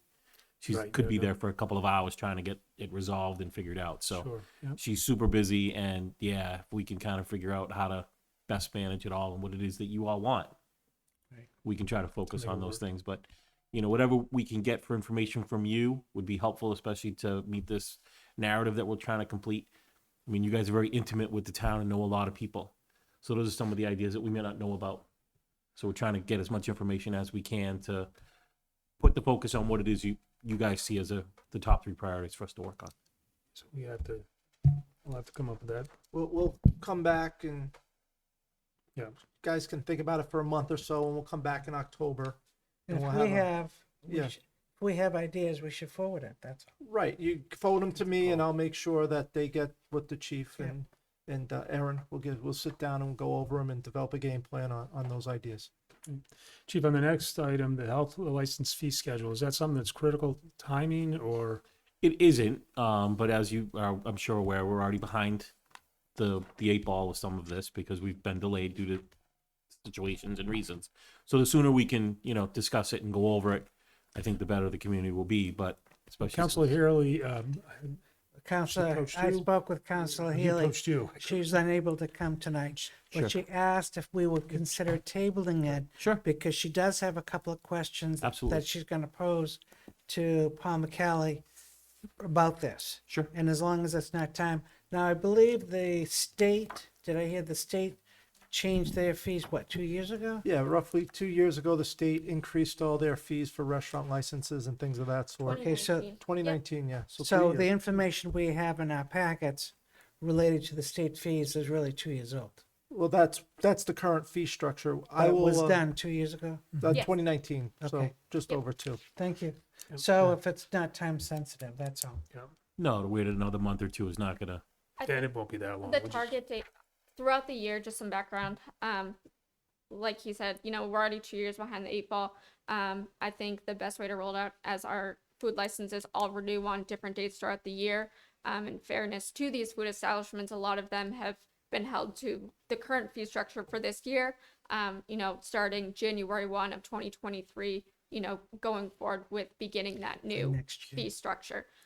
So I don't want to say it's time sensitive in the immediate, but to get that on, By the- yeah. another meeting to be able to start. Relatively For the soon. first I- week. I'd recommend tabling it to 14 days from now, which is the Next meeting, 22nd, sure, because this way we can get notices out yeah. as well Sure, yeah. to prepare some of these businesses. That is January 1st. This is the new fee schedule. So we'd have that 30, 90-day window, October, November, December, 30, 90-day window to these businesses to let them know that this is coming and to prepare for it so that when they do get the new restaurant licenses, they're not freaking out saying, you just increased us by, So Counselor see. Healy will get a hold of you. I hope. I'll give her a call and just encourage her to do it the week so you have time to Yep. get the information for the next weekend, Yeah, right. for the next meeting. Yeah. I'd like to be able to make a motion to table it Move to until the table. next meeting, Table to the 27th. to the 27th, next 22nd. meeting, Yeah, 22nd. 22nd? 2-2. Oh, I'm sorry, I'm looking at the wrong, That was a trick, wasn't it? I was looking at Tuesdays. The 22nd. So there's a motion. And seconded by Andy. Andy, to table this until September 22nd. September 22nd. I'll call the question. All those in favor signify by saying aye. Aye. Aye. Oppose or abstain. 600. That'll come up in a couple weeks. I just want to backtrack. I know that, you know, with time and everything. So the council is going to get me suggestions to get with Erin and the chief on what the health, If what we we have want any, to put we on, should do if, it. yeah, what we want to put on it. And we'll plan for the end of October, November-ish, to come back in front of council so we can get this readiness plan up to the state. When do we have to have it in by the state? There's no defined date. In my mind, end of the year, so that way I have the full 2022 data. So having all of the narrative and other information completed, it's just as simple as plugging in the data year end and then getting that up to the state. So maybe November, December-ish, come back and finalize that readiness plan. Does that make sense? Everyone? Yep. Consensus? Is that okay? Is good? Okay, All right, we're good. So- Thank you all. Thank you, guys. Take care. thanks. Next, next item on the agenda is council to consider a request for the town of Merrimack's Police Department to join in the Southern New Hampshire Special Operations Unit, which deals with high-risk or unusual incidents. And the chief is here this evening to speak to us about that. Mr. Chairman, members of town council, thank you for allowing me to speak on this topic. As you said, that the request is for us to join the Southern New Hampshire Special Operations Unit. After every critical incident around the U.S., we always sit and look at our internal practices and see where we can improve. And after the crisis in Uvalde, we really sat down and started looking at our special response team. And they're all very, very qualified SWAT 1 and SWAT 2 operators. That's the full SWAT training. We've actually been approached by this unit before because they've seen the quality of our officers at trainings. And then we realized that we're really doing a disservice to the town of Merrimack by not having the proper equipment, such as an armored vehicle, a proper instant command vehicle, an equipment vehicle where we can just get up and go. So we met with the Southern New Hampshire Special Operations Unit. It's comprised of 13 communities: Atkinson, Derry, Bedford, Hampstead, Hooksett, Hudson, Litchfield, Londonderry, Pelham, Plaistow, Raymond, Salem, and Wyndham. And I just wanted to get a better knowledge of how joining their unit would look for the town of Merrimack. It was great talking with them. Basically, if we needed them in a critical incident, we would call over there. They would respond with all their members. They can be up to 60 members. We retain control of the scene, which is a big plus for me as far as I'm concerned as a department. Not all agencies do that. We've had great working relationships with our other partner agencies, Nashua and Manchester, who we've used before. But they clearly said that, nope, if they say they're going to do something, the commanding officer on the scene doesn't feel comfortable about it, we can tell them no. So I would say that probably 10 out of 10 times we're probably going to defer to the experts who handle these things. But it is reassuring to know that we have that control over the team and their actions. I'd just like to point out that, people always think about SWAT teams as, dealing with barricade subject, hostage situations. But this is a special operations unit too. So this could also be utilized for if we have missing persons, if we need to do a woodline search for a person, or if we need to do a search of a large area. We're now getting a force multiplier by having 60 officers come to our town to assist us. When we have search lines and stuff like that, we don't get that kind of response. So that's another way we could use this program. Obviously, they do have all the appropriate equipment that should be associated with the special operations unit. They have the armored vehicles, the command post. They have drones, high quality drones, along with all other less lethal forces and stuff like that. The other questions I had was, well, how often would a call be? And they have averaged about 12 to 15 calls per year. Each call is averaging about 3 hours because of de-escalation techniques that they're using to get the people to surrender and come out and resolve the situation. Currently, we have 12 SRT members. My proposal would be to cut that down to 6 members that would join the Special Operations Unit for Southern New Hampshire. That would be saving us on training days. Currently, we train once a month with all 12 members. Taking 12 members out of the patrol division or detective division is a burden, does cost overtime. So we'd be reducing the number of officers we send in the team, and they would be trained twice a month, but we would be able to adjust those schedules because it's only 6 officers now, and that's quite easily to do because they set up a set training schedule every year where you know it's the second and fourth Tuesday of the month. So overtime costs will go down that side of things. The cost of to join the union is $5,000 per year. I think it's a very minimal cost. Basically, that also includes any equipment replacement that we need. Just recently, a couple of years ago, we had to outfit the team with all new body armor. That cost us $27,000. They worked that into their plan by having those contributing communities to cycle out equipment that needs to be replaced. The only thing we be bringing with us is the rifles and the firearms that they have currently. Great. So with that, I'll open up any questions at all. Does anybody have anything for the chief? Lon and then Andy. It's kind of like mutual aid on steroids. Essentially, yes. So communities that want to buy in, like I said, not all these member communities have members on the team either. They could just be a community that recognizes that they need a response in critical incidents. So yes, it's basically, it's a very, well-trained, certified special operations unit that, come to help the communities out. Thank you. Andy. So call out, how does that coordination work between all, is it dispatch? Does it go through dispatch and then each town's dispatch gets a hold of their response unit?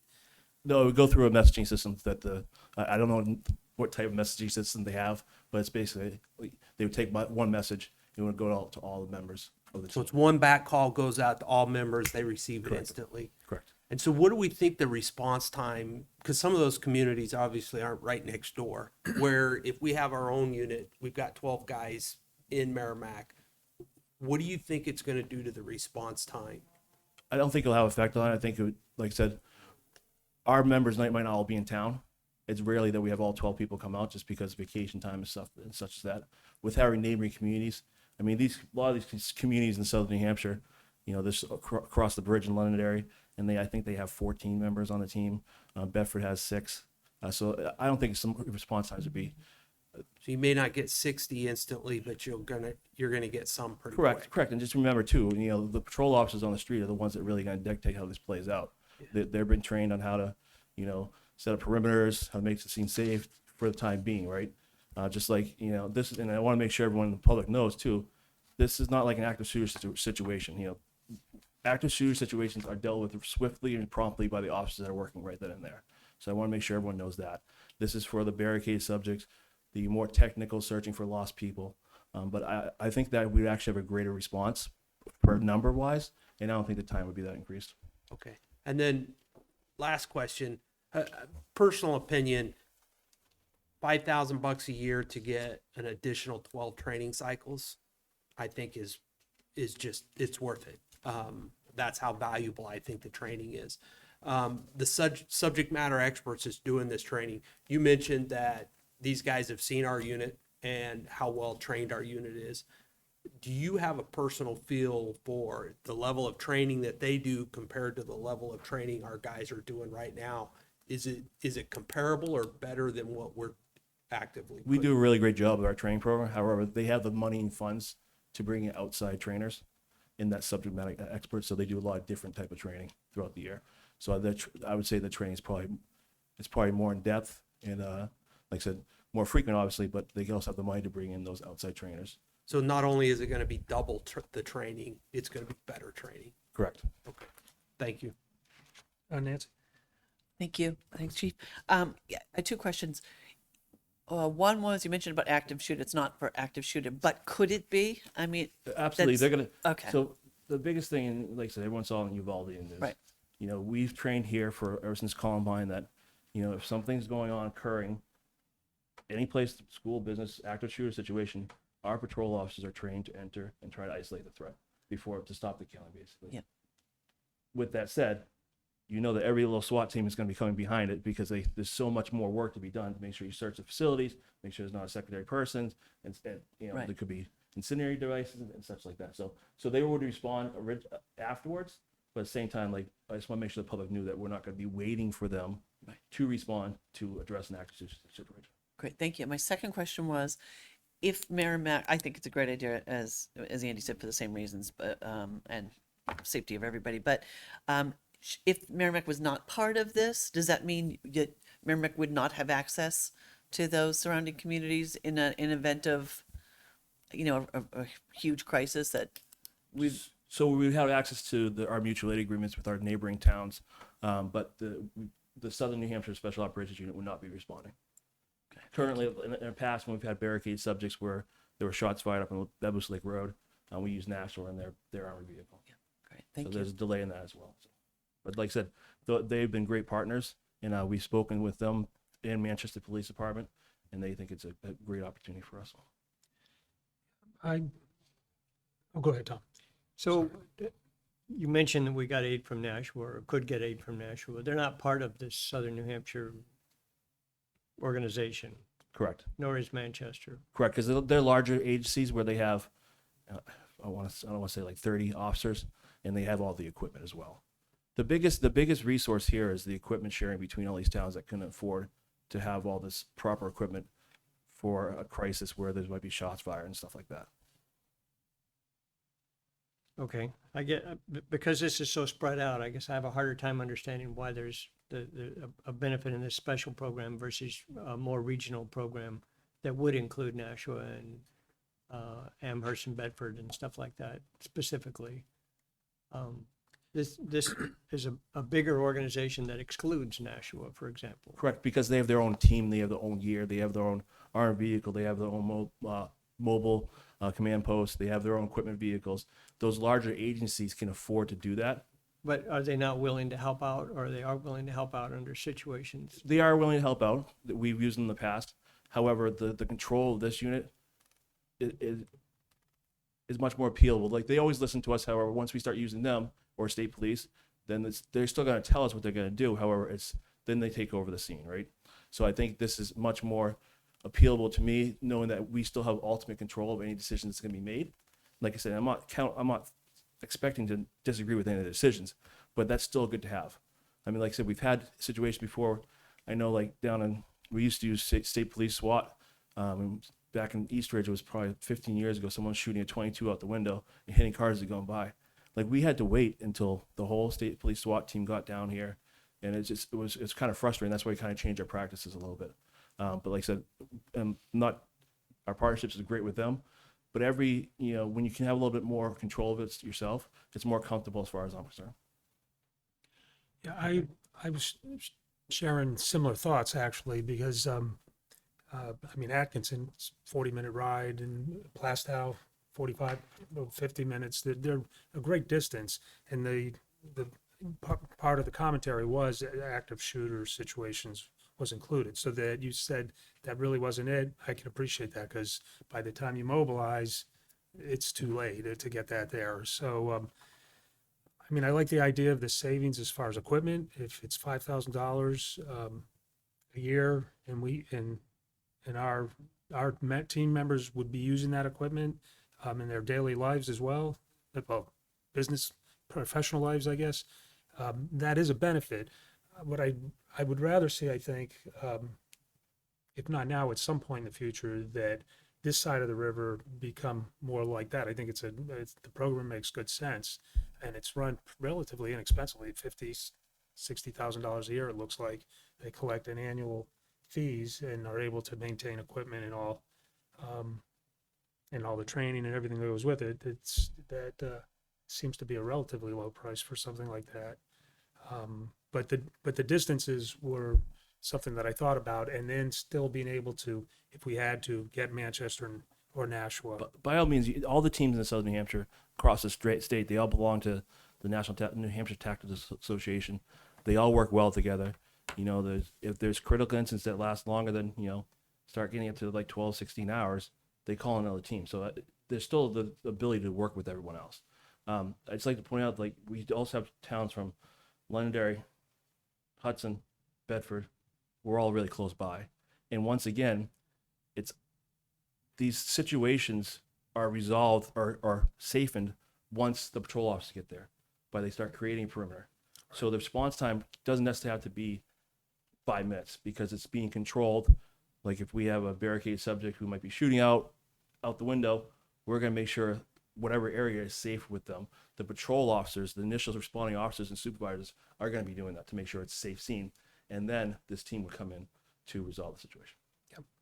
Thanks, Chief. Tom? So just a follow-up. Thank you. A follow-up question. You said the call-outs are about 12 to 15 times a year. That's a commitment that we make to send our 6 officers out of town, or? Correct. However, if they're on duty and they can't leave, we're not going to be depleting the streets of Merrimack for patrols.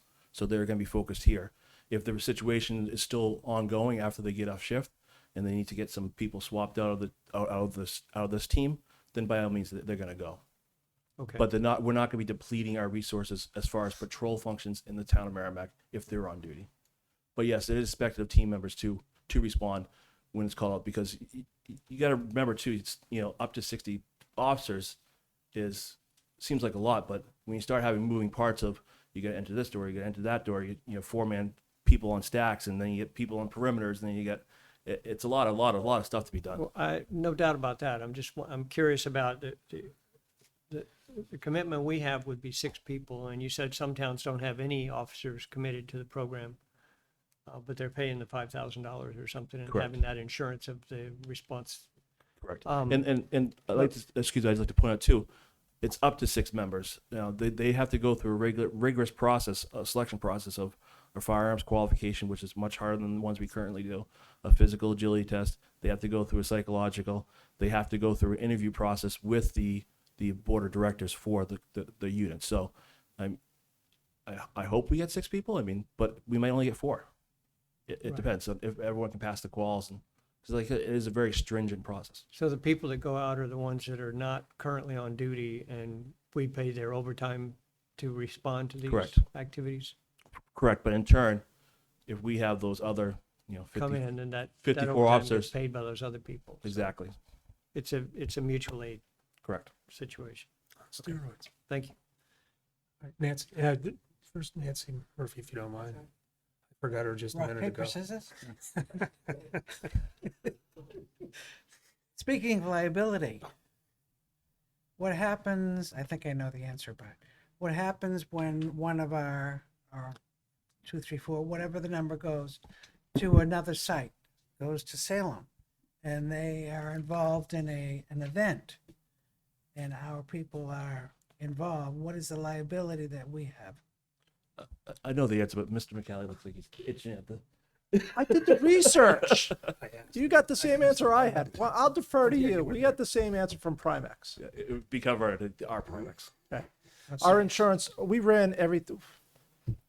The chief was anxious to start talking. I didn't get to give you my 3-second speech in front. I want to say that we ran this by our legal advisors.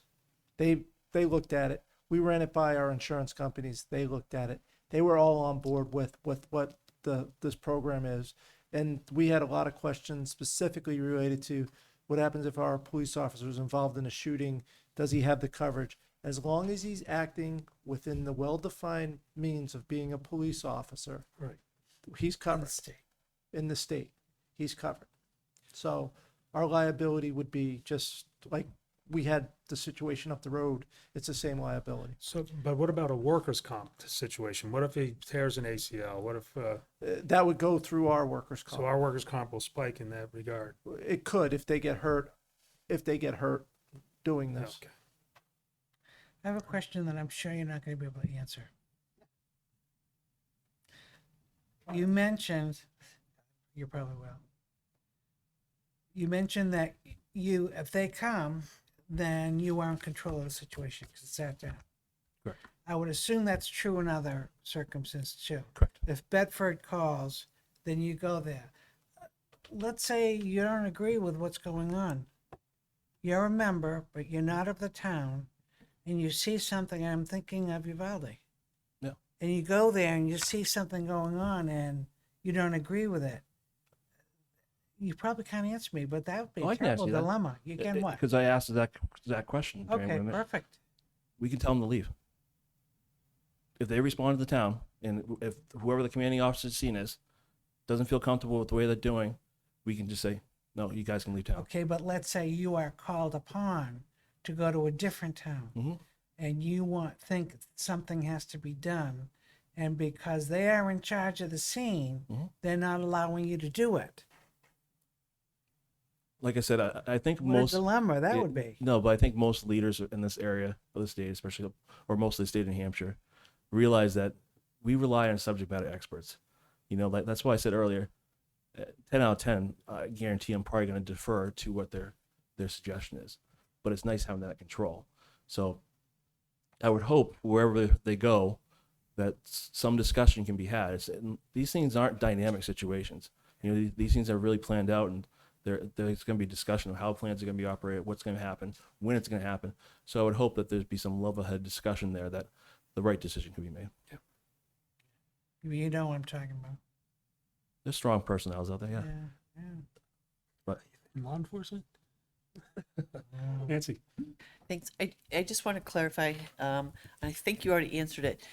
By joining this, then that would mean that Manchester and Nashua are not part of the group, so they would not be coming to help us if we needed them. If we need them, they would come. But Well- with being belonging to this unit, Yeah. we will no longer need them to respond. If the situation gets to be a prolonged situation or a multiple site situation, then we would call upon their assistance. So I'm just thinking, given that they are cities are much larger and they have the ability to, I'm imagining their training is probably pretty good. They've got, equipment that, is harder for smaller departments to afford. I just didn't want to, was hoping that we weren't giving up that to Absolutely not. replace it with, Absolutely not. And like I said, we conferred because our relationships with those two cities have been so great. We conferred with them, and they think it's a great opportunity for us. And it was kind of one of those things. I want to make sure there's no hard feelings because the working relationship has been so positive with them.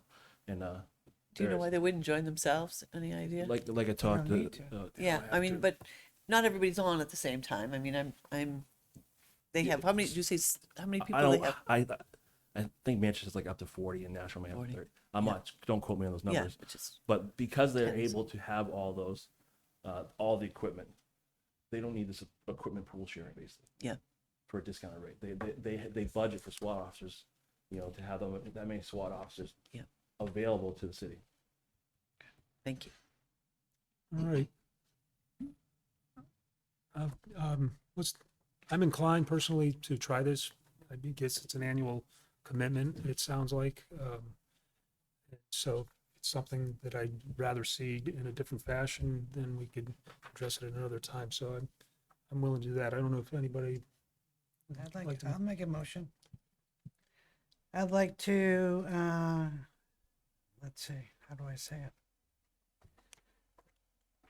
Allow the Merrimack Police Department to join the Southern New Hampshire Special Operations Unit, which deals with high-risk or unusual incidents such as active shooter response, hostage situation, or barricaded subjects. Second. And allow Paul McCallie to sign all necessarily, and the police chief, to sign any necessary documentation. All right, motion by Nancy Harrington, seconded by Nancy Murphy. Pardon me? Oh, very good. Would you like to discuss your motion? No, I think really I think Andy's point is probably the most salient to me, is that they get twice a month training. So regardless, even if it's a year or whatever, I mean, we're getting the benefit directly with our police department too. So that's it. Very, very good.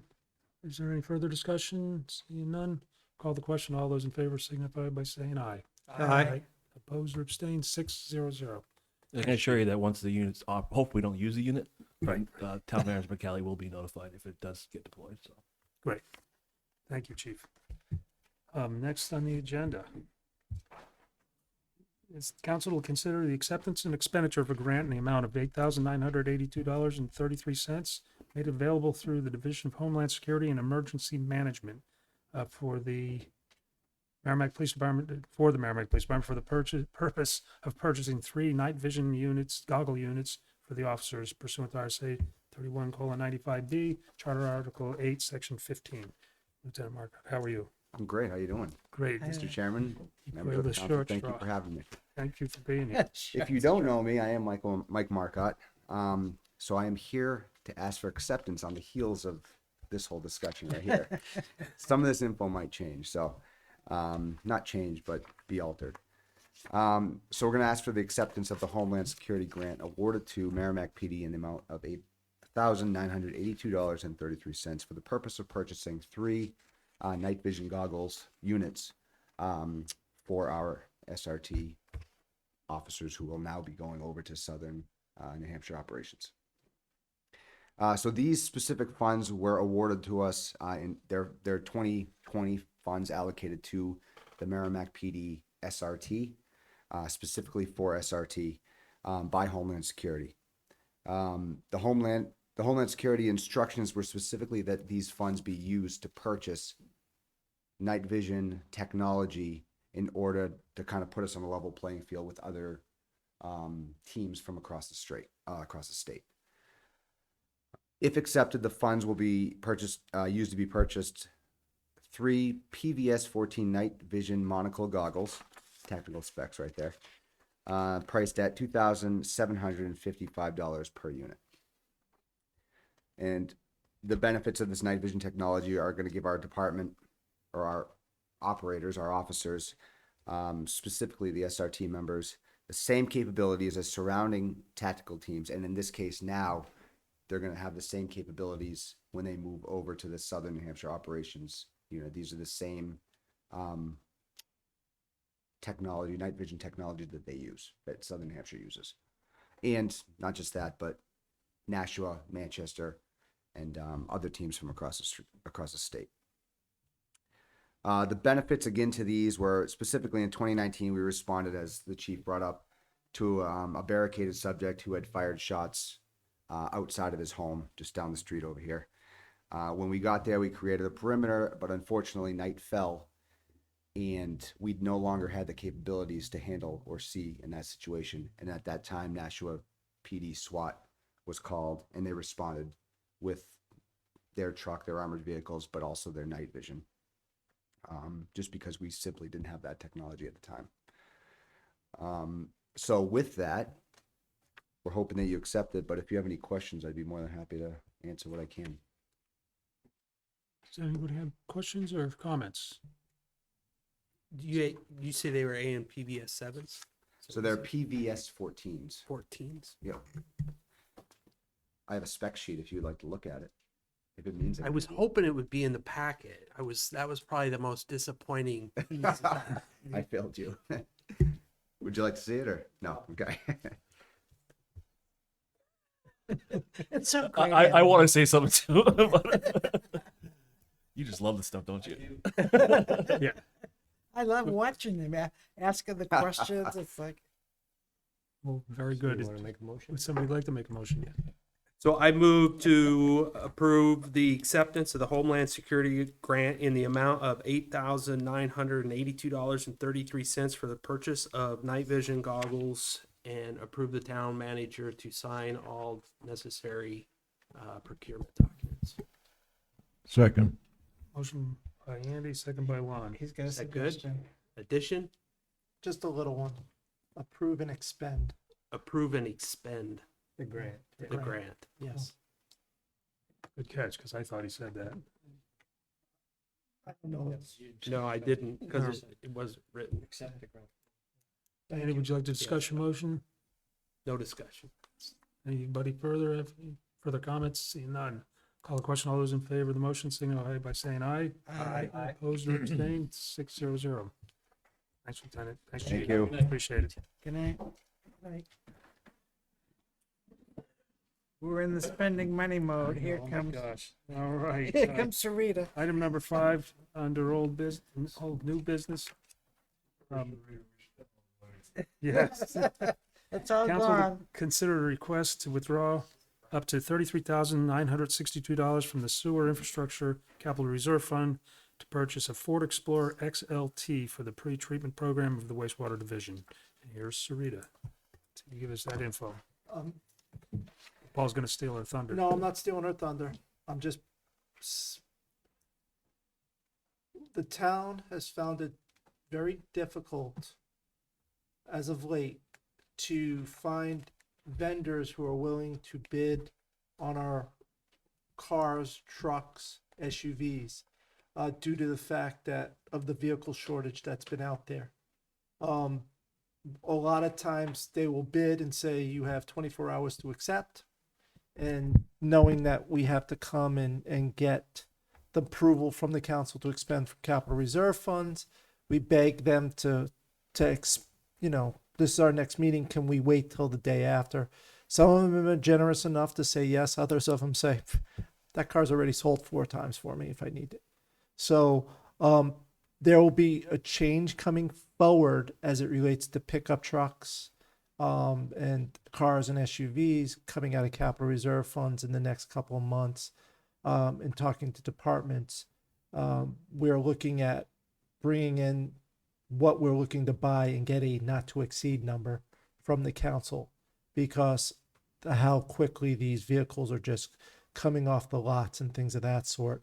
In this case, the vendor was generous enough, the low bidder was generous enough to say, I will hold the bid until the 9th, which is tomorrow, on that for us. It took a lot of begging for them to do it, but we said we're coming in front of the council and let you know by the 9th. So that is one of the changes, and that is one of the reasons why some of these prices went for trucks and things are coming forward. We used to get great bid pricing, and now we're not, because we're actually taking it off their inventory lot, and it's not a large inventory that they have, so they could sell it to the public for that much more. The other thing is that we used to try to keep vehicle colors the same in divisions: orange for highway, blue for wastewater, black for solid waste. We're finding that much harder now to keep those color patterns. So you're going to see kind of maybe a white truck, a green truck. We're trying to keep it in a color scheme, but you might be starting to see some of these other colors as they come down. And I don't know if this was a blue one that we went out to bid, or what color. I don't think this was blue. It's black. So now they're going to have black and blue down at wastewater. That's So, pretty you know, appropriate, actually. yeah, down there. But I just wanted to give the council there's a change, and in the public there's a change. Out there it isn't like we used to get 4 or 5 vendors or even 10 bids for something like a Ford Explorer. Now we're getting, maybe 5. So, and they're tightening up and wanting the purchase order the next day. Bids are 24 hours, 72 hours, and that's all we're holding it for. Are you trying to keep things close, or I don't know where McGovern Municipal is located, but Actually, McGovern Municipal has been they buy a ton of vehicles. We use them for the police department, for their SUVs. They buy hundreds of these vehicles, and they have them on their lots.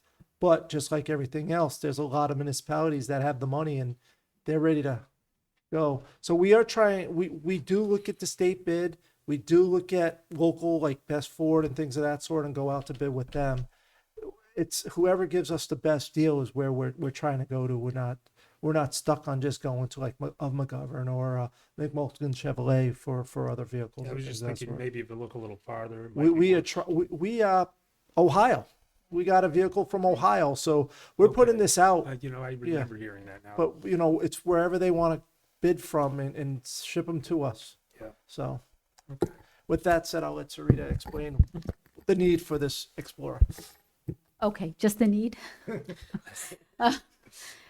So thank you very much for allowing me to speak tonight. As Town Manager McCallie said, I'm requesting permission from Town Council to withdraw $33,962 from the Capital Reserve Fund for the purpose of purchasing a new 2022 Ford Explorer XLT.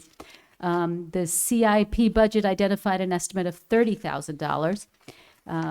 Per the approved last year. The new truck will replace the existing 2008 Ford Explorer. The sewer truck, it does a lot of things, but one of the biggest things that you do with the sewer truck is you sample across the site. So whether you're sampling, at a St. Gobain facility or at some of the other facilities around the site, That's what you use it for. And there's a lot of equipment that goes with that. We have a sampler that's about the size of the cooler that you have back there.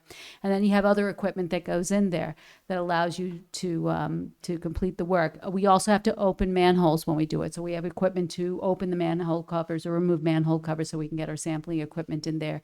We have cones and things like that.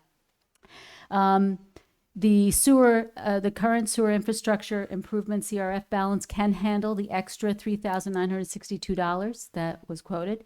When we went for bid, we received 4 bids. They ranged in price from $33,962 up to $43,440. Originally, when we had planned to purchase this vehicle, we were planning to sell the 2008 Ford Explorer at auction this fall. Unfortunately, the Ford Focus, which is the car that I tend to drive, it failed inspection and it can't be fixed. So we're planning to keep the 2008 Ford Explorer for another year because the 2009 Ford Focus is scheduled to be replaced next year. Very good. Thank you. I feel really bad because there were so many amazing presentations. I was like, wow, vehicle, okay. You must have been punished. You're here last. All right, I'm just stuck on the Ford Focus of why it died. Oh, I have that for you. So the Ford Focus, extensive rot underneath, at the rocker panels, all the way underneath the vehicle, through the floor. So we actually replaced the rocker panels already once, and they just said, yeah, no. The highway said, yeah, no, it's not worth it. You can't pass inspection with that. And the Ford Explorer actually needs 4 new tires. We have to fix the exhaust pipe on the Explorer, and then we have to replace the steering rack and pinion, which I just found out what that is today. That must have been an easy one to understand after everything else you know. Thomas. So Sarita, a Ford Explorer is a fairly large vehicle. There are a lot of smaller SUVs that would be able to handle 2 or 3 times the size of the cooler. Is a Ford Explorer XLT a requirement for this project, or? So the vehicle we have right now is an Explorer. It's a large vehicle. I don't know that it's an XLT, but it's full to the brim with all the equipment that we use. Some of the other groups will also take it out. Operations will take it out and do work. Sometimes it'll go out with the sewer crew if they need some help as well. So it's used for multiple things. And at the plant, with the amount of work that we do at the different pump stations and things like that, we just need vehicles that are big where we can hold equipment. Okay. Because when I looked up the Ford Explorer XLT, it was a 7-passenger vehicle, and it seemed like you probably never send 7 people anywhere. So we do. Or even want to put 7 people in one vehicle. But That would be right. But we do send people up to up north for training, wastewater training. So in order to keep all of our licenses, you have to have so many training courses a year. So we send them to Franklin, New Hampshire, which is a training site for the state of New Hampshire. And we'll send maybe five or six people up to a training course at a time. not in one car, right? I mean, Right you now, we send- would send 2 cars, yes. Oh. But we could possibly send them in 1 car now. Okay. So when you bid this, the XLT, which came in lowest, and the others are all just listed as Explorers, and even old Auto Fair's 22 Ford Explorer at 43,000 seems way out of line. Yeah. Considering Auto Fair had a 23 Ford Explorer for 36. Are those just totally different option packages that they were bidding, or you really don't know? I think so. Oh, this time I brought them, Oh, so I could tell you. So I do believe it was different option packages.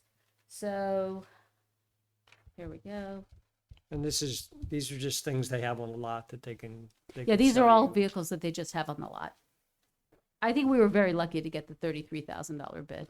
And remember, if we have to go and spec a truck, their build times are 6, 8, 9, 10 months. Yeah, no, I understand that. So And so the next question is Ford is one that our shop is willing to support and manage and repair as opposed to going to any other brand, or? we 99.9% of our small SUVs, cars are Fords. We have one Chevy. In that, and then of course for our bigger trucks, we have Internationals, and the fire department has their whole thing. But most of our vehicle fleet is of a Ford make. And is that because we like Fords, or is that because they have the best price, or is that? A because little bit they're of the best a to little bit of maintain? everything. The reason why was because we started off with the police, and they had the Interceptor, and Yeah, then we were handing down the car after car after car, and then the trucks were the Ford F-150 and F-250 and 350 were reasonably priced for the town at the time, so we'd buy those instead of Chevy or Dodges and things of that sort. And they didn't have to get bailed out. pardon? They didn't have to get bailed out either. Ford didn't have to get bailed out, according to what he's saying. Everybody else Oh. did. So, but it's more of a standardization factor, you know, with what's going on here in the town, and some of the other vehicle companies, haven't had great success of them actually delivering what they promised. So to answer your question, it has heated seat, it has a lot of extras in here. The 2022, the one that's 43,000, has a Yeah. lot of extras over here. Heated seats, They don't need that. yeah. That has a heated steering wheel. Definitely don't need those things. It has a rear view camera. It has rear parking sensors. I think it might be able to park itself, it sounds like. It just has all sorts of really nice things, so. So it's not a base model. It's Definitely not. And it looks like the 2023 is a base model. okay. Thank you. Appreciate it. Thank you, Sarita. I was just wondering, the difference when I looked it up, the difference between just the Explorer and the XLT is around $3,000 less. Is there a reason is there a size difference in the XLT? It's bigger. Okay, we need that size, the difference between the regular Explorer? So the reason I'm going with this is because it was the cheapest by about $3,000 versus the next one, which was just a regular Ford Explorer from AutoFair, which was $36,000. So I'm asking for the lowest priced vehicle. Thank you. I would have taken a Ford. We A just bid regular an Ford Explorer. Explorer. We just bid an Explorer, and they came out and said, you know, This is the what I have. XLT, this is what I have on the lot. So we bid a Ford Explorer, and they said, oh, we got the Ford XLT. And the other person said, oh, there's 36 for the Ford Explorer, and this guy said 33 for. And what Sarita's doing is saying, I'm taking the lowest competitive bid we have. That would work for us. Yes. Okay. Everybody else set? Somebody like to make a motion? Going once? I'll make a motion. Of course, I put my glasses on. I would like to make a motion to approve the withdrawal of up to $33,962 from the sewer infrastructure CRF to purchase a Ford Explorer XLT for the pre-treatment program for wastewater division.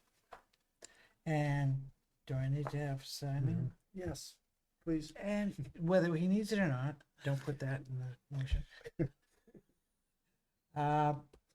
Provide approval for Paul McCallie to sign any documentation needed.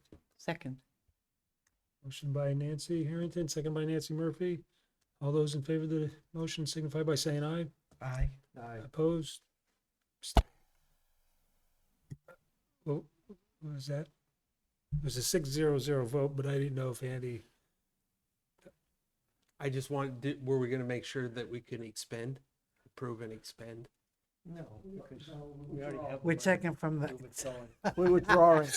We're withdrawing from a capital reserve. It's not a grant. On a grant, you gotta approve it. Yes, you gotta this is accept from the the money. capital reserve fund. All right.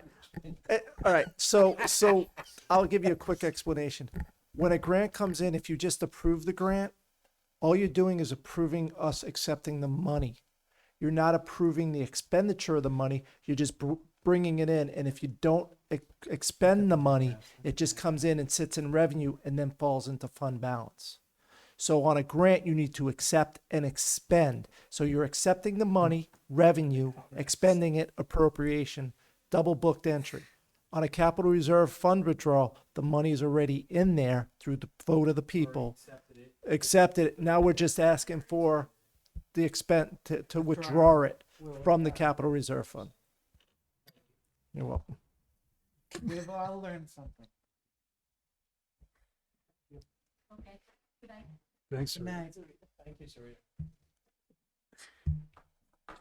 All right, last on the agenda, council to consider the acceptance of a donation in the amount of $400 from Eagle Scout Nick Bourne, which are additional funds from his fundraising efforts to be used for the purposes of purchasing surface and oh my goodness gracious, servicing material to be placed inside his Eagle Scout project at Watson Park of the new Gaga Ball pit pursuant to RSA 3195B and Charter Article 8, Section 15. Sorry about that. No problem. With most Eagle Scouts, if they have any extra money, they donate it back for the project. In this case, if you don't know, the Gaga Pit's up and running. It has some organics in there because he didn't know how we wanted to or what we wanted, whether it was going to be crushed stone, dirt, or whatever. So he said, the Gaga Pit's up. There isn't much in the way of grass inside of it. As a matter of fact, he was talking about doing something when he did this. Remember about cutting grass and things of that sort. So at the time he built it, we're just seeing how it's working. Matt's going to working with Lori Barrett at DPW to figure out what's the best surface to put in for the Gaga Pit down at Watson Park. This $400 would go towards that. Wonderful. Somebody like to make a motion? Move to accept the donation of $400 from Eagle Scout Nick Bourne to be used for purposes of purchasing surfacing material to be placed inside his Eagle Scout project at Watson Park, to authorize the town manager to sign any documentation necessary. Second. Motion by Tom Koenig, second by Nancy. Seeing no further desire for discussion, I'll call the question. All those in favor signify by saying aye. Aye. Opposed or abstained? 6-0-0. Minutes, August 18th, 2022. Move the minutes of August 8th, 2022, August, whatever, what date it was. Sorry, August 18th. August 18th. That one? That one. The one we're talking about. Dr. Woods? Yeah, I just have one correction. I'll And the motion second. to adjourn I'll was accepted 7-0 when there were only 6 here. I think it should be changed to 6. Good catch, Ron Woods.